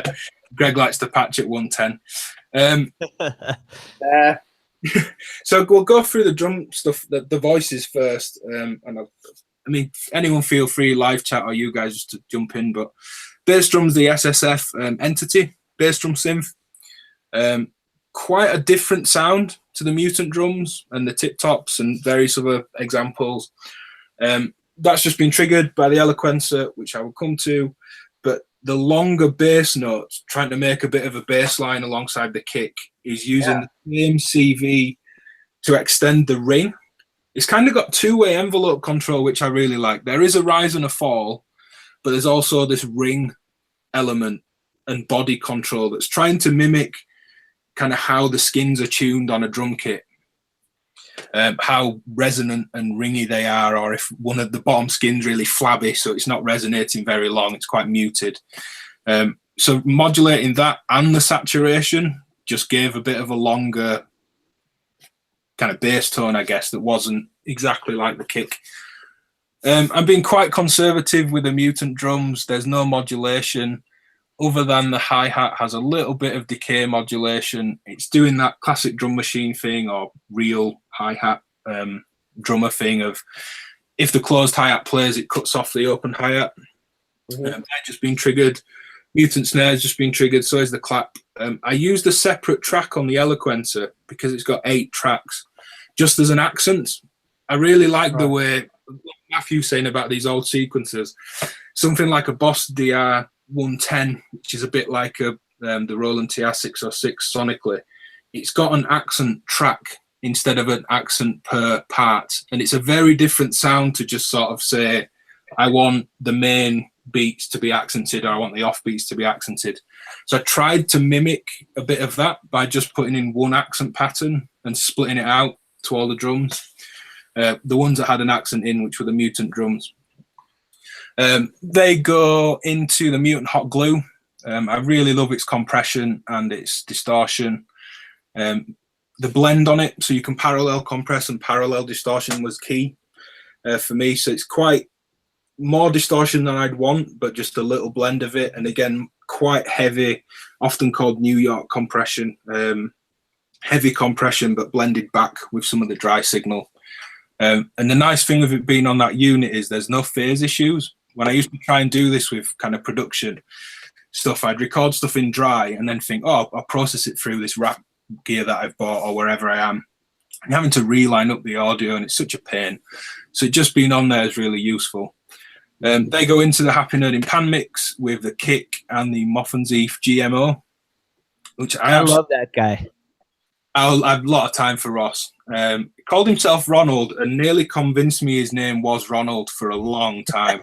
He's a jokester, that guy. He's a goof. He just wouldn't respond to Ross. I was trying to talk to him about something. He's just completely ignoring me. And I was like, have I got this wrong? Like, am I just, as if I'm calling Matthew James all the time, and he's just thinking, I'm not going to talk to him anymore. He can't remember my name. I'm not interested. He was just giving me the runaround for ages. But the GMO, I pulled that up on his site. Yeah, I love that thing. I made some sounds for him just to chuck up that have fun with it. But the default sounds, there's just 8 samples in there. It's really dirty. There's no filtering or cleaning up of the analog to digital converters. Well, digital to analog coming back out. So there's quite a bit of noise on the tail of the sounds. You've got a crude speed control, which is like vinyl or tape speed that changes pitch and speed of the sample. And you just have a head and a tail, just to start and end point in the sample. It's always just so gritty. That was the little metallic, noisy thing that's kind of playing the little hook over the. Right. I did play around with changing speed with a volt per octave sequence, which works well. But it kind of got a bit weird. I felt like I was pulling it in and out depending on what the eloquencer was doing with some of the pattern chaining that I'll get into. But yeah, GMO is really, really cool. And it offsets the other drum sounds really nicely. That's something for me, that this idea of having a drum case, I could have a few traditional sounds and then that's nothing like a drum machine at all. And nor does it sound like a modern sampler, well, or an old sampler. Even 80s samplers were better in terms of their noise on their output. It really has a unique character. Yeah, totally. And I think throwing that in there really offsets the kind of feel of the whole thing, even though it's this quiet little rhythm. Yeah. Again, a bit for reverb over it, which is quite subtle. AGH Synth Finalizer, REQ. Not a lot to say. It's really basic in terms of its effect, but it's like the name says, finalizer. I know Alan's intention with that is this kind of final touch, a nice analog EQ, like a sonic maximizer for the high and the low end, and a reverb. Really simple. There's just a single CV for the mix over the reverb, but it just sounds good. It's just really nice in the background of things. If you're using it as a reverb send, having EQ on the way into the reverb is an absolute godsend, especially with drums where you don't want the bass drum to make this reverb boom like crazy. Yeah. You still want that splashiness on the snare or the hi-hats. That's really useful, because we'd all do it in a DAW. Anyone that's kind of produced up music on a computer, you're going to EQ the reverb probably pre or post processing to get it to sit. And it's a bit heavy-handed, I think, in Modular in the past when I've just shoved the reverb in. And you end up having to use maybe a filter for it, but maybe you want more control and just lower high-pass filtering. It just works really well. Mm-hmm. There is a little rimshot sample on the Pico drums as well, just blended in on the pan mix. And that's about it for modules, really. Pico DSP is doing the granular delay. That's on the hot glue, a bit like what Patrick said with the Top of Brillo mix, just having an option to send and return an effect. Although it's mono on the hot glue is the only kind of shame. I could have ran the send out and put stereo into the Happy Nerding mixer, but didn't for whatever reason. It's nice and playable, the granular delay. But it's all about the eloquencer. As they say at Winter Modular, random is at the heart of that thing, and it's just absolutely amazing. Mm-hmm. I've not had it very long. I've just finished some coverage for Future Music magazine, so it'll take a while to surface for those that don't actually buy the magazine, but they do upload stuff, a couple of months afterwards. And it just, other than timing differences, which it won't do, that's something else that I'll come to, everything has an option to be random on it. So when you put a note on, is the gate's got probability. You put the pitch, there's a probability the pitch will change, and then a range within how it'll change. So you could just say, I want it to change half of the time within an octave, or just within 2 notes, or within a fifth 2 notes. So there's this variability of, probability of change, and then a variance what the change will be. And as long as you set a scale setting, that can be a bit weird. If you set kind of an octave potential pitch change and it's hitting notes out of key, you just hit scale and just set, whatever scale you're in. It keeps it musical. How's the CD compared to like Voltage Block as far as playability? It's nothing like the voltage block just because it's there. You know, you do that on the slider on the voltage block and it's done. Right. The nice thing I pull up an image of the Eloquencer. The nice thing with it for drums specifically is if you hold there's lots of little combos, but none of them took me long. Some modules, and I'm not going to name names because it's not ones that I'm talking about, I do get frustrated with. That first evening, this doesn't do what I want. And then I'll start doing the kind of lazy consumer thing of I'll message the designer, whoever I've spoken to them before, and I'm like, I can't get this to work. How does this work? And they'll say, you know, usual answer, go read the manual. And then sometimes I read the manual and it still doesn't make sense. This was really quick. So the buttons on the right-hand side where it says track next to the outputs, if you hold that, any setting that you change will be for every single step in the pattern. Which is really useful if you just want to offset something. You think, I want all of the bass drums part, if say you're using CV to pitch, to be at a higher pitch or a lower pitch, or create a starting point that just isn't the bottom value. Pitches are edited by the bottom 16 buttons. So you hold the button, then turn the encoder for pitch, which granted is never going to compete with 16 individual knobs or sliders, but it's still very quick. Right. It feels responsive. You can push the encoder in for like coarse tuning or just turn it for more fine tune. So it's really quite fast and responsive. You've got gate length. You can have probability over gate length changing, ratchets per step, and you can have, again, a probability that the ratchet will happen in the first place, and then a variability in terms of what that ratchet will be, where it's a little burst of 2 or 3 notes, where those 2 beats sit within the beat. You can kind of offset timing a little bit. There's a bit like circadian rhythm, I guess, a new Divine mode, Richard Divine mode, a quick pattern chain.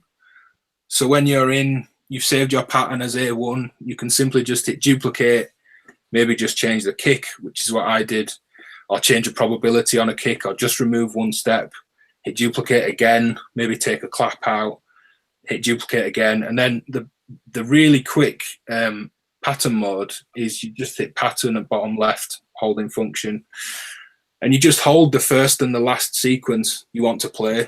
So I held the first 4 buttons. They're now chained. It's as quick as that. And then you can have it either randomly play through those, do a kind of drunk walk back and forward. You can have it coin toss. You can play it forwards, reverse. It's just really, really easy to get variation. So my sequence started with, I think, a set snare and kick pattern. I put all the hi-hats in, but changed their probabilities so that certain ones would always hit, some would very rarely hit, some were like a 50-50 probability.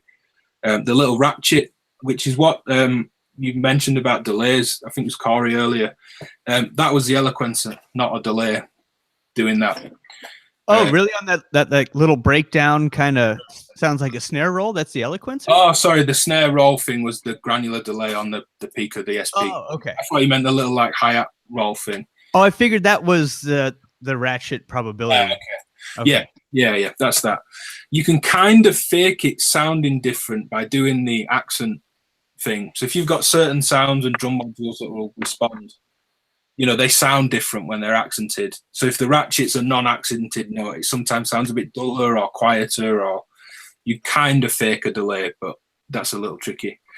So I basically built up a pattern that had a lot of probability in it around a kind of set basic rhythm, then duplicated it, took steps out. So I knew this definitely wouldn't have the extra clap in it, or definitely wouldn't have that 4th bass drum in the bar.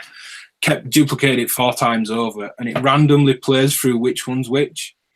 But then because they've all got a load of probability in, I can't hear which step's playing unless I watch it. I can't say, all right, that's now gone to pattern 1 because it's got that 3rd bass drum at the start, or it's got the ratchet on the hi-hat, which to me is just really, really kind of musical because it's set within a parameter. It's not just random over everything.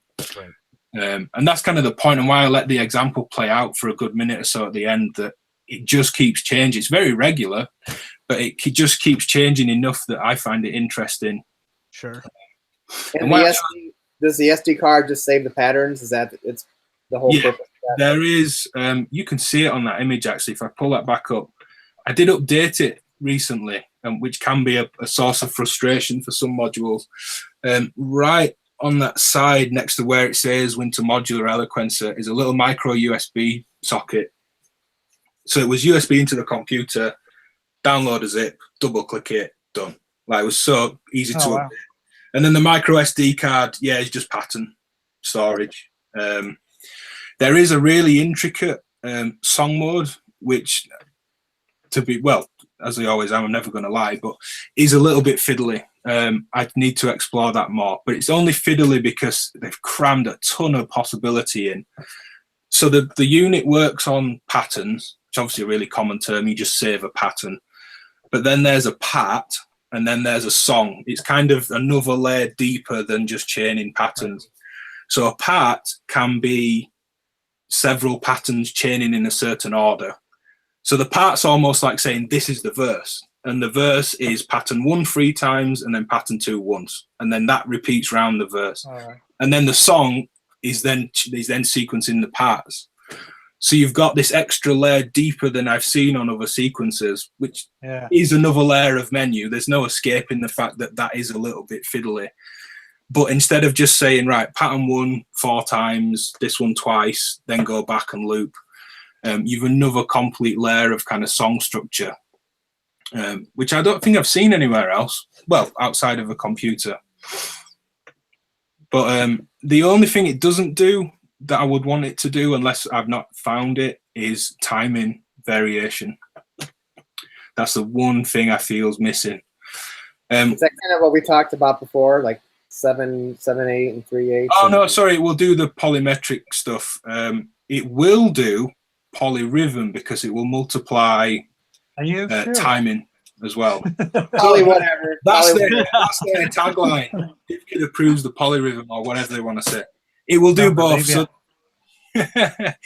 so the tracks will, to change step length, you press the steps you want it to repeat. So if you've got a pattern of 16 in, and again, this is just so cool, and one of the reasons why really quickly I've got into this thing, if you just want it to loop between step 3 and 7, you just hit track length and then 3 and 7, and it will just. No way. So instead of it saying, right, this is now 5 steps, but it's steps 1 to 5, you go these 5 steps and hit the start and the end. That's so cool for jamming with them. Yeah, but the 16 steps is still there. So you can have 16 steps of information, but only play 4 at once and go 1 to 4, 4 to like 8, that. 12 to, or whatever order. Yeah, amazing. That's brilliant. Yeah. And well, hasn't this been out for like a year or so? It just seems like lately it seems to have really picked up in interest and popularity. Was there like some divine inspiration or something? I don't know what my first thought was that the 8 tracks sacrificed more outputs for more tracks because it's a single CV and a single gate per track. So if you want a gate pattern and an accent pattern, you have to sacrifice 2 tracks. There's also an LFO mode on it that sacrifices the CV output, but you still get the gate rhythm, which I thought was quite nice. So for drums, if you say, right, track 2, I just punch a rhythm in, and you think, well, I don't need a CV sequence, tell it to be an LFO. And the LFO is a bit like how the audio damage sequencer 1 works. It's a certain amount of steps or patterns long. So you can say this triangle LFO lasts 2.5 patterns or 7 steps or whatever. It won't do smooth linear LFOs. You can hear it step, which, you know, if you're doing nice droning of the gestural things, you're going to hear it step. That's just a restriction of the chip, I think, that they've used. Yeah. But yeah, the pattern thing, it's a really nice way of working with probability that isn't turning the encoder, because you could have a 4-part pattern that's randomly stepping between, but just put 1 gate in. So you've got a 1 in 4 chance that the gate's going to hit. And being able to kind of push through you just play steps 8 to 10 and just leave it there is really useful. It's nice live, and like you said, Matthew, jamming, because you don't have to take the part out. If you don't want it to play, but you don't have steps between, and you don't want to mute it or mute a mixer. It's just another way of saying just cycle around somewhere else, kind of get out of the way. It's like a nice non-destructive jamming thing, really, isn't it? You guys correct me if I'm wrong. Mark in the chat said a lot of old drum machines used to have pattern steps and song modes. The older, I mean, you know, in terms of the 3 layers deep of pattern chaining, I don't know of any that do, but I think I missed working with a lot of drum machines because I was never interested. I've got one here. I don't know if you guys have ever seen one of these. I don't know what. It kind of came out in the 80s, I think, on one track or something, and never really did anything.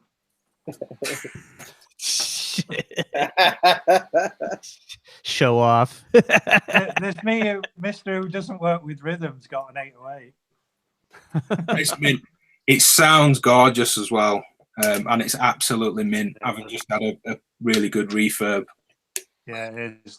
The guy that did it said it was like best toms he'd ever heard.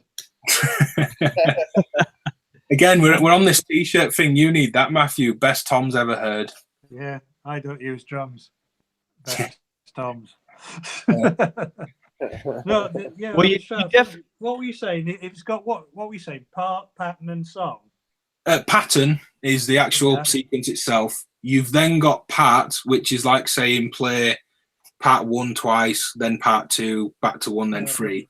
That's a part, which, you know, you could think of as that's a verse, that's a chorus, which is a collection of patterns. And then you've got songs, which is a collection of patterns. Yeah.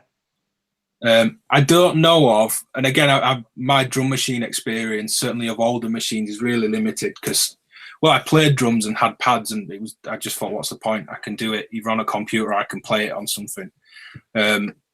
I didn't know of anything that had it, certainly older gear. This bad boy can do that. Yeah.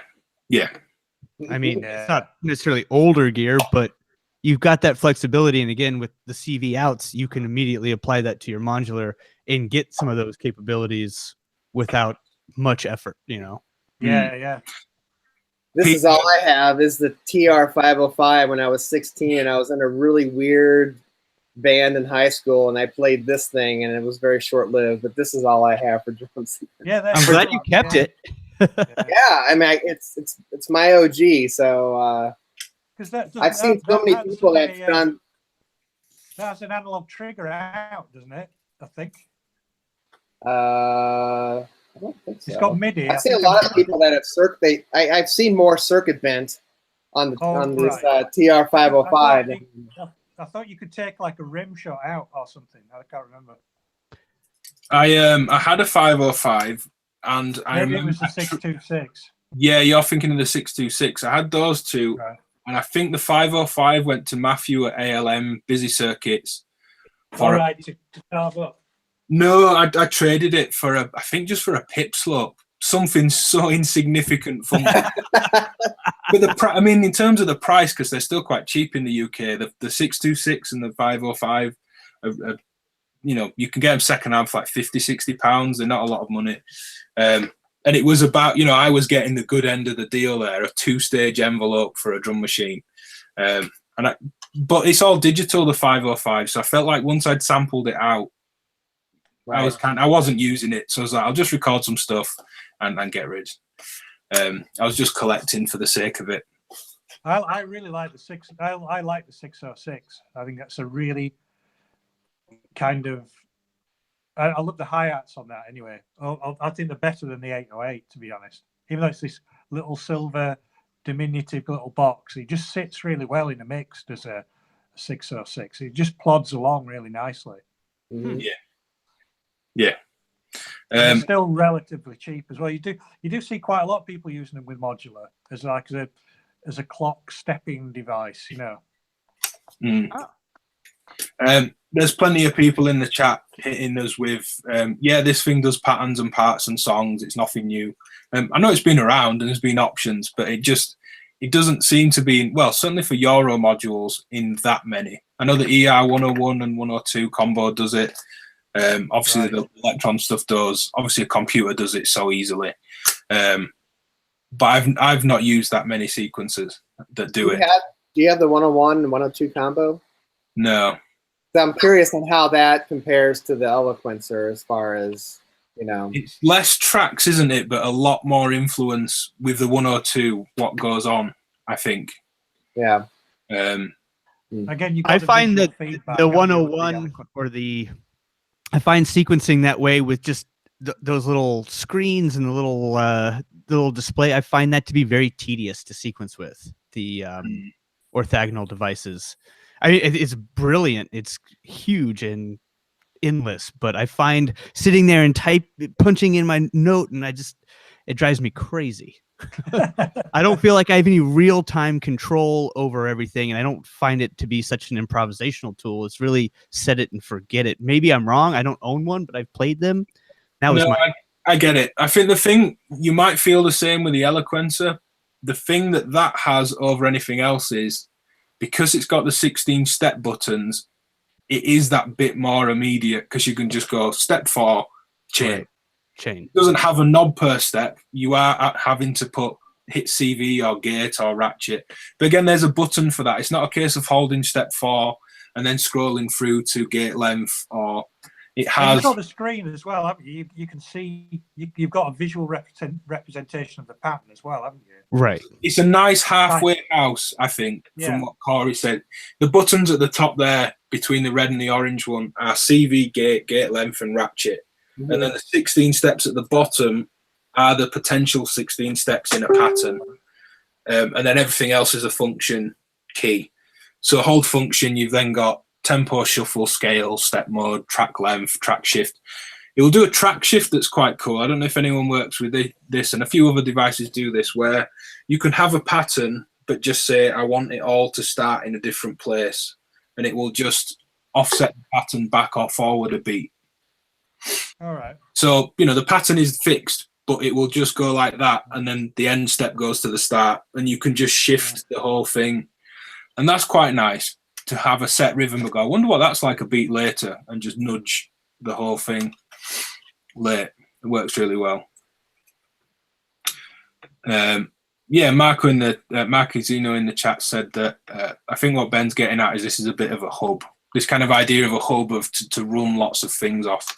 One thing I do want to get at just before we wrap it up soon, so keep questions coming, people, is this idea of swing, getting timing off the grid, humanizing timing.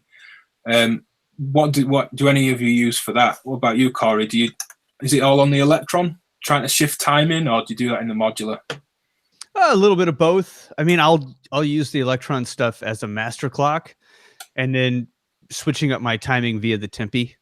I find the tempi to be so immediate and quick if I want to divide or multiply the clock. That's pretty much it. In terms of that, my setup is pretty simple. So nothing actually trying to shift it off the grid. There's no kind of, I want the snare and the clap to play together, but I want the clap to be a little bit early, or. So I can do that type of timing within the Electron boxes, the micro timing. So another reason I went for the Digitact is because it's very immediate and I can be very precise in my micro timing. And I can change that per step and do all that. It's, you can get really deep in that. That's not something that I try to emulate so much in the modular side of things. Kind of use the Digitact more for that purpose. And the modular typically is on the grid for me unless I'm physically playing something, touchpads, pressure points, or playing the Renee or something like that. I'll keep that more on. I try not to program that as much, and it's just not really part of my style too often anyway. Yeah. It has a sound as well. I can't remember what station, but I had the radio on earlier coming back from somewhere in the car, and it was this kind of 80s track. Not that your music's particularly 80s sounding, but that just complete divide of half of it is completely programmed and rigid and never changes, but there's a live bass player. Or right. Trying to play rigidly. Like we all would playing a part, you want to get the part right. But It's a real nice kind of offset against each other, I think, when that happens. Absolutely. I mean, I think with melodies in particular, always holding back and just having your melody be a little bit more relaxed and a little bit behind. I mean, if you listen to great improvisers, great people who phrase, I mean, Miles Davis is a wonderful example. Listening to someone like that play a melody, he's always a little bit behind the band, but it works and it feels human and it sits really well in the music. So I try to emulate that type of thing musically, mostly with, again, triggering things with touch modules. But as far as rhythm section goes and that type of element, I kind of like everybody to be on the beat and being able to hear a clear division and knowing when I might be transitioning from one part to another. I don't know. It's just more my style to keep things in the grid and maybe have one or two elements outside of it. Yeah, thinking of melody, a really key thing that one of my old lecturers at university said was that you've got to think about where the energy is in the sound as well. So if you were playing a melody that's triggered really rigidly, but there's an attack on it, the kind of peak of the energy is the top of the attack. So it doesn't hit on the beat. The envelope starts on the beat, but it's going to feel late if that attack takes a while to come in. And I think playing with that is huge as well. And that's kind of how I know you work, Matthew, because you like to use envelopes and slope generators as a clocking mechanism. Yeah. Any change of a rise time or a fall is going to offset everything to feeling like it's late or early. Well, certainly in regards to the surge patch that I did for this show, what I really like about the dual slope generators, because they can be many things, and one of those is an envelope generator. But at the same time, particularly if you've got them cycled, they can act as clock dividers. So if you take another dual slope generator and feed that into that to control it, you can vary, as well as varying the length of the envelope, you can shorten or lengthen the clock division. So just playing around with that, again, when I said with a very, very small amount of modulation, so you're getting this slight tempo change, but it's always in time, or and variable length of the envelope as well. So you're opening and closing, say, some of the trigger points within that. Like, it's such a simple little trick that reveals such great sort of musical. But what you're actually doing is not complex, but the sonic result is quite complex. Yeah, and I think that's because most slope generators won't reset on a new trigger in the rise portion, but they do in the fall. So it's that slight change in rise that might actually make it miss a trigger, and then, consequently downstream with division and logic, then give you this idea. I mean, it's good when you play on the dual slope generators. They've got with the CV control input, which you've obviously got a knob for that, but you've also got a switch that can you can control the rise or the fall or both. So depending where the position of that switch is, and again, you can manually play around with that. So that's quite good. But again, that's why I like them, because again, very small little variables give you lots of results. Yeah. The two things for me, just to kind of throw it out there in this last bit of the chat, Pamela's new workout with its slop function, I think is great. Just like 5% slop. Just so timing always just nudges. I mean, that's not a swing. That's not an actual, I want to feel swung in a musical sense. But that works really well. You can do swing on the module as well. You could do really weird swing on Pamela's new workout, because you set up a kind of swing amount as a delay in time, but then you also set the division where that happens. So if you do like a divide 2 with a delay, that swings every other beat and it feels like a jazz swing kind of thing. But you could do that every 3rd beat or 5th beat and end up with these really kind of odd, unique patterns that works really well. Tiny bit of swing, tiny bit of slop, that works really well. The jitter function on the new Mutable Instruments marbles is great for that. Up full, it's completely chaotic. All the way down, it's a really steady clock. And I know Olivier's modelled kind of slight swing and humanized type functions as you increase jitter. And then as you get a little bit further, it's almost like a musician slowing down and catching up. And it really weirdly does model that very, very well. If you've ever kind of had a a player that 8 times round a pattern can't keep up, but then they hit the chorus and that's simple, so they start rushing again. Yeah. It kind of does that really weirdly. And again, if that's the master in the chain and all your division and any logic or sequencing comes off of that, it works really well. Again, subtle amounts is key for me. I don't want this like push and pull like it's fighting against itself. But that works really well. You're going to be turning around and shouting at your modules. Going, keep up, what are you doing? You've been drinking. I kind of picked up the Moleco gate delay. I haven't played with it a whole lot, but just to give it a little bit of offset to things, I'm just trying to see if that might give me some variation with some rhythmic patterns. I also, the Noise Engineering's got that new bin seek, which is just an 8-step switcher, a manual switcher. And so I think that just to give me a little more humanizing sound, just physically, I mean, I know I have the touch buttons on the Circadian that I can play around, but just having those manual switches to turn off and on different triggers for kicks and that just gives me just enough of a, to where it's just not the same pattern over and over. I got this rhythmic variation that I seem to enjoy a lot more, and it doesn't take up that much space too. And it's just nice having complete control without having to try to menu dive into Circadian as you're going through all the steps. So I think I'm going to try to mess with those a little bit just to have some variety. Yeah. I think one thing as we look to kind of close, and we will close this off in a couple of minutes. So again, last chance in the live chat, unless you want to leave a comment on the video afterwards. I think just use what works. I know this is Modular Podcast. We are about modular. But if a drum machine saves weight, space, time, money, effort, it sounds right, the modules don't, do it. Just go for what feels and works right. My patching tends to be just pulled across this system where I'll be working with something for a demo video and I go, right, I need a 20 HP hole, and I just pull something out. So it's horrible, it's sprawled all over, and it doesn't work as a live case. I think it's really important, this idea of having an instrument. I have other cases, but this is just a collection for the purpose of demoing stuff for the most part.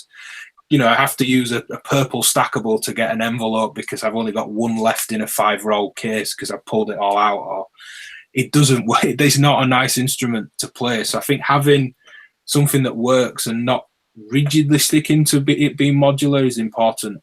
Well, I talked with Matt Lang not too long ago, and he said his favorite kick module is the Make Noise DPO.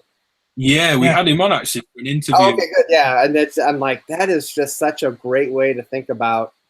You can use any module to be if you're creative enough, you can use any module to be some sort of percussion modules. I was going to absolutely echo that point. I was just going to sort of, my sort of winding up comment would be, if you think that you need purposely designed drum modules to make drum sounds, you don't. Like, it doesn't matter what format, Surge, Euro, 5U, just experiment. Filters make great kick drums, anything, look around. You don't have to go and spend a ton of money on it. That idea that, when someone says, what's the best of whatever, well, it's the one that you've got to hand is kind of exactly. What's the best tool for this job? The one that you've got. And I think the nice thing with the samplers, especially if you're starting out or a smaller system, like Cory said, if you've got all these custom sounds, you've made a kick drum that takes up 100 HP to make and it's amazing. It's not efficient and it's not that motivating or inspiring where you're thinking which envelope was pitched, because the one to the filter feels right, but the one to this doesn't, and you just want to make some music, you just sample it, just kind of do whatever works. But the DPO kick thing, it sounds killer. I mean, live, I wouldn't want to do that. I wouldn't want to take that much space up, maths and a DPO just for a bass drum. But, you make it and chuck it in a sampler. So put it into a morphogene and you've got some incredible patching going. Yeah, no kidding. Just to address a couple of bits in the live chat, Mark Zeno's put he doesn't agree record labels have expectations. We're about 20 seconds out, I think, from the actual live stream. What do you mean, Mark? Let me know and we'll get to that. Mark Shern says the Verb makes some fun percussion. Absolutely does. Some really cool metallic stuff. A nice thing with the Herb Verb, if you put a gate or a clock into the size modulation, so it's just like a hard movement, a bit like what Matt said about stepping through delay times on the PT delay, because it just instantly rags the thing up like 5 volts and back again. You get some amazing, like, poppy, metallic, weird droning kind of stuff. Well, yeah, he mentioned that he wouldn't be able to release anything without having an authentic D&B sound. Well, then I guess going back to what you just said, you use the tool that you need for that job. Maybe Modular isn't the tool that you use to produce pristine D&B tracks. I mean, we're kind of talking about experimental concepts and sound design, really, as opposed to production. You know what I mean? That's a different, I feel it's kind of apples and oranges a little bit on that. Right. Yeah, Mark came back and said about having the right tool, exactly that. I wouldn't be able to release a tune on Metalheads, which is a drum and bass label, without having an authentic sound. Yeah, oh yeah, totally right. They're not going to take some, however well done it is, just general modular sound. But he's saying we should educate the labels. I mean, yeah, labels have a sound, you've got to fit a spec, but it depends on what you're doing it for. I know Mark certainly in the chat produces and works for film. He does a lot of sound design and composition for that kind of stuff. And I know it's not always on the modular. Sometimes it is. I know I have to get Mark on to talk about this at some point. Trying to integrate the modular because that's what he loves and he's interested in, but still work to deadlines and specs and briefs and having to do this is obviously a whole different kettle of fish. Right. Most of my music making for any kind of media library publishing stuff, which I don't do that much of anymore, tends to be away from a computer. I tend to be sampling and pulling stuff off, and then when I have a specific job, it's quick and recallable and I know where to go. If I had to chuck together a kind of house track for an advert, I wouldn't load up the modular drum case and start programming drums. It's just that isn't where I'd start personally. It's not to say it's impossible, but it's also not recallable.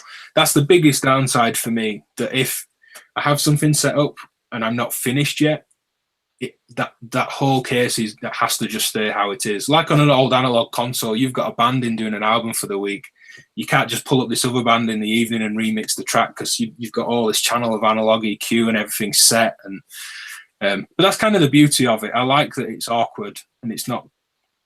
I don't want preset saving across the whole system or any of that kind of stuff. Lose the cat, it's embarrassing. Oh, I thought it was a dog, to be honest, Cory. Wow, that's just rude, man. That's just rude out of nowhere.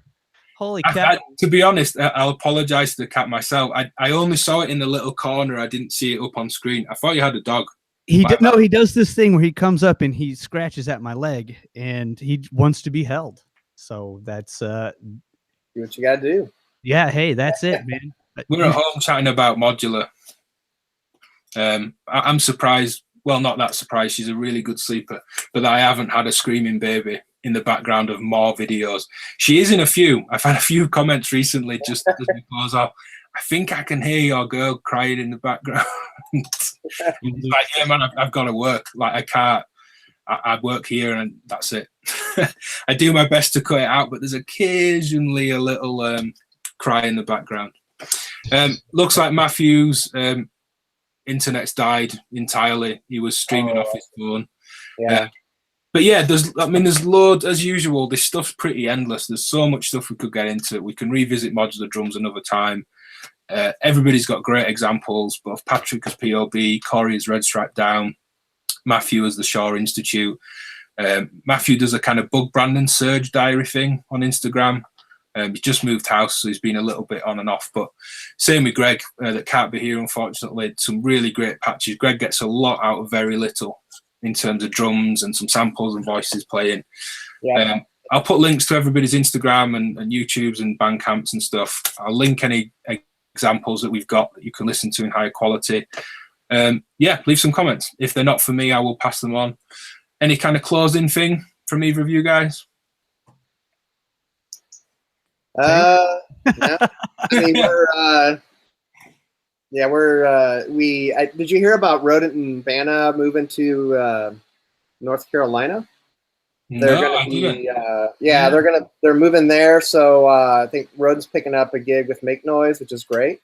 So we've got a handful of us guys out here in LA that are gonna kind of pick up where they left off on the Modular on the Spot. So I'll see you next week, Patrick. I'll be playing Mott's LA next Sunday. Oh, good. Yeah,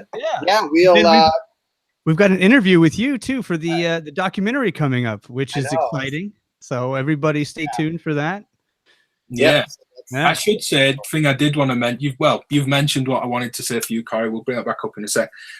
You've done some great videos for noise engineering recently, Patrick. Yeah, I've picked up, and they've been such great friends, and so I haven't done a whole lot of video production. I mean, aside from my patches and that I do, but I like it. I mean, it's been a good challenge for me working with them because they're so, their modules are really intricate, and I have a whole new respect for it, Ben, because I started doing, you're the one guy that I just watched over and over and over again. And so you really have to learn all the ins and outs of these modules to be able to set that example in video form. So I think that this is a good challenge for me because it forces me to learn everything about a module. And I just feel like, there's so much more I can do with the modules that I've had over the years. I just haven't been able to tap into just because when you deep dive through putting out videos yourselves, you do learn a lot from what you have already. So I enjoy it. It's a lot of fun. They got a lot of stuff coming out this year, so it's they've really stepped up their game, and it's good to see. I'm really happy for them. Yeah, Stephen and Chris are great. I'm looking forward to seeing them at Super Booth again. I did say I'd do I like their blog and the guest blog posts that they do as well. I need to chuck a little something together for noise engineering. You've hit the nail on the head for demos, not trying to sing my own praises for anyone. People, I might put an image on Instagram and someone will say, I wish people sent me modules. And it's like, well, it's great. Don't get me wrong. I'm not moaning. I'm not trying to do this first world problem thing.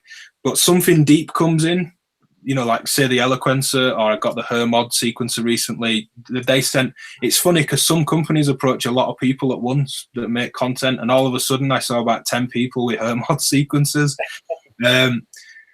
But when that comes in the post, I'm staring into a time pit of like 3 full days of my life. Which isn't to say I don't enjoy it because I love the learning, but to do a good demo video, and yours are great, Patrick, where the user doesn't have a ton of questions because you haven't presented it properly. Yeah. And everybody's got their own style and musical examples, and that's why I love watching lots of different people's content, even on stuff that I already know and love and use. And I might have made a video myself, I'll still watch someone else's. But to really learn everything, that's why I love doing it. But it's just a ton of time. It's just so many hours. I never thought I'd have to buy one of these things. But it's like you have to get the gear to do it right. So it's been a learning experience. I'm really excited to be a part of it. So yeah, cool. All due respect for people that do it and have been doing it for years. So for me,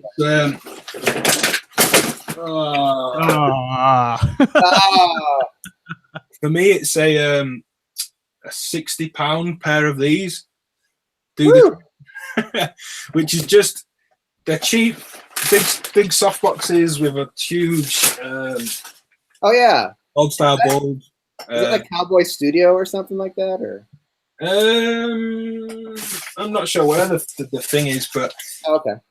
But yeah, having to learn that stuff. Like I started the channel on a camera that I borrowed from work, and I was editing at work because they had a better computer than I did after hours.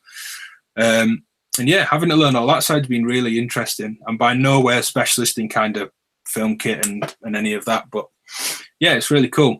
For you, Cory, huge thing. I'm hoping you guys make it over to the we will. UK. We will. And let's pull this up. This project is growing exponentially daily. It's pretty insane. When David and I first started talking, David, who's the executive producer, who you'll meet, when we first started talking, we thought, we're going to put together, a short kind of documentary, a single film, and we'll see how it does. And holy cow, reaching out to the community and the response back has been just overwhelming. People, they want to help. They want to be included. They want to know what they can do to, to expedite this entire project. And it's exactly what we wanted to cover from the modular community, which is the enthusiasm and the acceptance and encouragement that this community seems to provide. And we're very excited to be moving forward. We're in Portland for a whole week talking with 4MS, Retro Mechanical Labs. We spoke with Harvestman, a whole number of artists, the Synthesizer Library, S1, incredible people. And our next venture is Los Angeles. We'll be interviewing Mr. Patrick O'Brien, as well as a slew of other manufacturers and artists and performers. And holy cow, from there, we're on to New York, the UK. We're off to Latvia to do Erica and Barcelona, and then hopefully Tokyo. So, we're trying to really encompass the entire global modular scene, and it's just been wonderful. So everybody, keep your eye out for it. It's coming. This is Patch CV documentary. I should patchcv.com, but again, shared around Facebook and things. I know there's a video with you, Nero Bellum, Richard Devine, Julia, that's Synthwitch.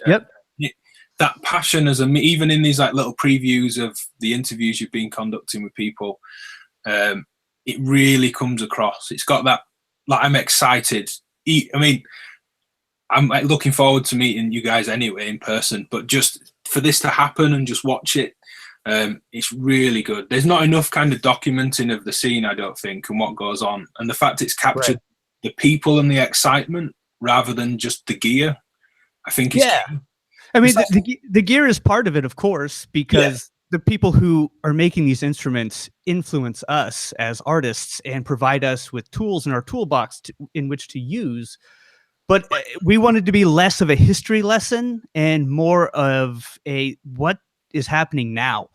Look at all this excitement and this wonderful scene that has emerged around this weird, quirky, not cheap, obnoxious, annoying instrument that we all love for whatever reason. And that's awesome. So we're very excited to be working, and hopefully we'll have some full episodes of this ready by the end of the year. We're talking to a few different channels about distribution, have some possible partners coming into this as it grows. So we'll keep you all informed as we move along, and big things are on the horizon. Yeah, it's exciting.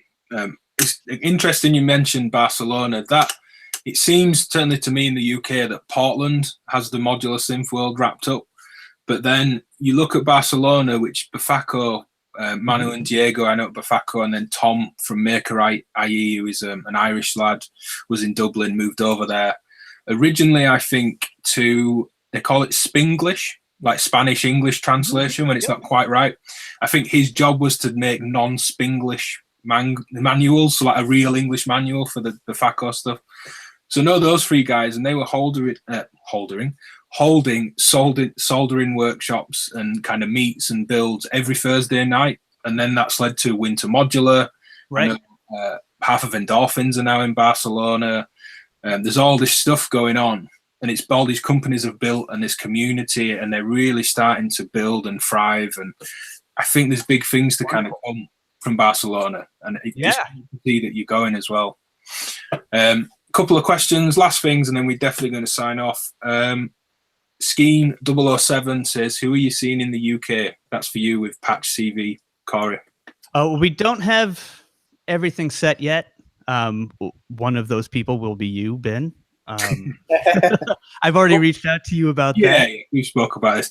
The thing with that is, and I should say, just not that I've seen any negativity, but in defense of this and any other similar effort in the future, when people, I remember it happening with I Dream of Wires, which is a very different style of thing, but people saying, why didn't you go see such a person? Why didn't you go see such a person? Well, like, and I get this, why don't you come to NAMM? Why are you never at NAMM? And it's like, well, because the flight's £1,200, and then I can't work for a week, so then I lose all my income for the week, and I've got to live out there, which, I'd love to see everyone. I'm sure I could sleep on couches and all that kind of stuff. it's going to cost me like $2,000. Oh yeah, that's why I don't go to NAMM. I'd love to, and it's the same for you. When people, if anyone kind of said, why didn't you go see such and such? Or it's so expensive, to get around and do this stuff, and take the gear as well to capture all this content. But it's very expensive because we're flying with a bunch of modular cases with modules provided by all of these wonderful manufacturers that we're taking to all of these artists. Winter Modular is one of them. Another reason we're going to Barcelona is to hang with those guys. Who are we seeing in the UK? A lot of people. I can't necessarily give away everything that we're doing because part of the fun is seeing what happens next. I know that kind of a shitty answer, and I'm sorry. But we don't have it finalized. It's still a few months away. And until we have a set schedule of artists and everybody in line, I don't want to make any promises that we may or may not be able to keep. Yeah. I mean, I'm sure if you're coming to the UK, and for anyone watching, that several companies, artists, events, if timings work out, will all be covered. The thing that's great for me is I don't have to wait for most of this stuff.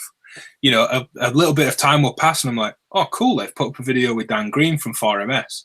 Right. There is little bits of regular content coming out. And I love that. It just becomes this entity to follow rather than a single, oh, that was that documentary those guys did. There's this stream of stuff and build, and I feel really invested just from seeing that content. And we're going to see the whole scene change as this progresses. In the next year, as we're working on this production, there's going to be more people into this. There's going to be more artists, notable and not, who are into this. And who knows how our production schedule may change. Depending on what kind of distribution we're working with, that will also change things in terms of budget and accessibility to people who might be living internationally. So we'll have to wait and see. And you're right. That's the exciting part, is we're releasing a little bit every week. We still have 5 videos from Portland that have not come out yet. So we're spacing out the content. Very, very final point. I've said this several times and I'll keep rambling. Someone needs to shut me up. But promise the last point. Reason to go Modular Drums. Single thing for me is this basic demo of the noise engineering Manis. Oh, yeah. Task. Very cool. Jesus Christ. I mean, it looks like a big case of stuff, but the Mordax data's there just for visuals. There's just the Manis Atiritas for noise sources. He's got a Varigate 8 and a voltage block, and there's a Pico DSP for a splash of reverb over the whole thing. That single module is just like such a complex, gnarly drum kit, the way that Basics pre-prepared some sequences and then he's jamming live. It's really, really cool. I watched that and I'm just like, man, I know nothing about modular.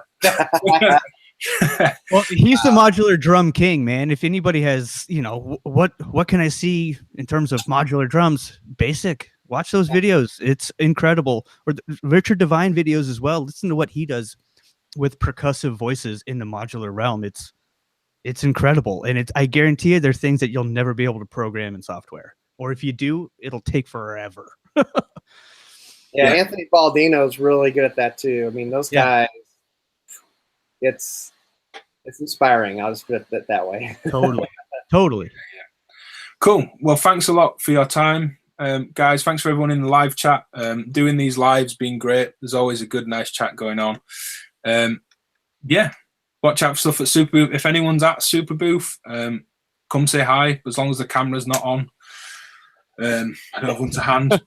90% of Super Booth for me is someone sent me some sweets for the module. It's literally just a camera in my face. If the camera's not in my face, please do say hello. The community aspect's amazing for this stuff. Cool. Yeah, and well, I'm sure we'll touch on drums and see more from you guys soon. Yes. Great. Thank you, everyone. Thank you, Ben. Thank you, everyone, for watching. Bye from Matthew that's dropped off.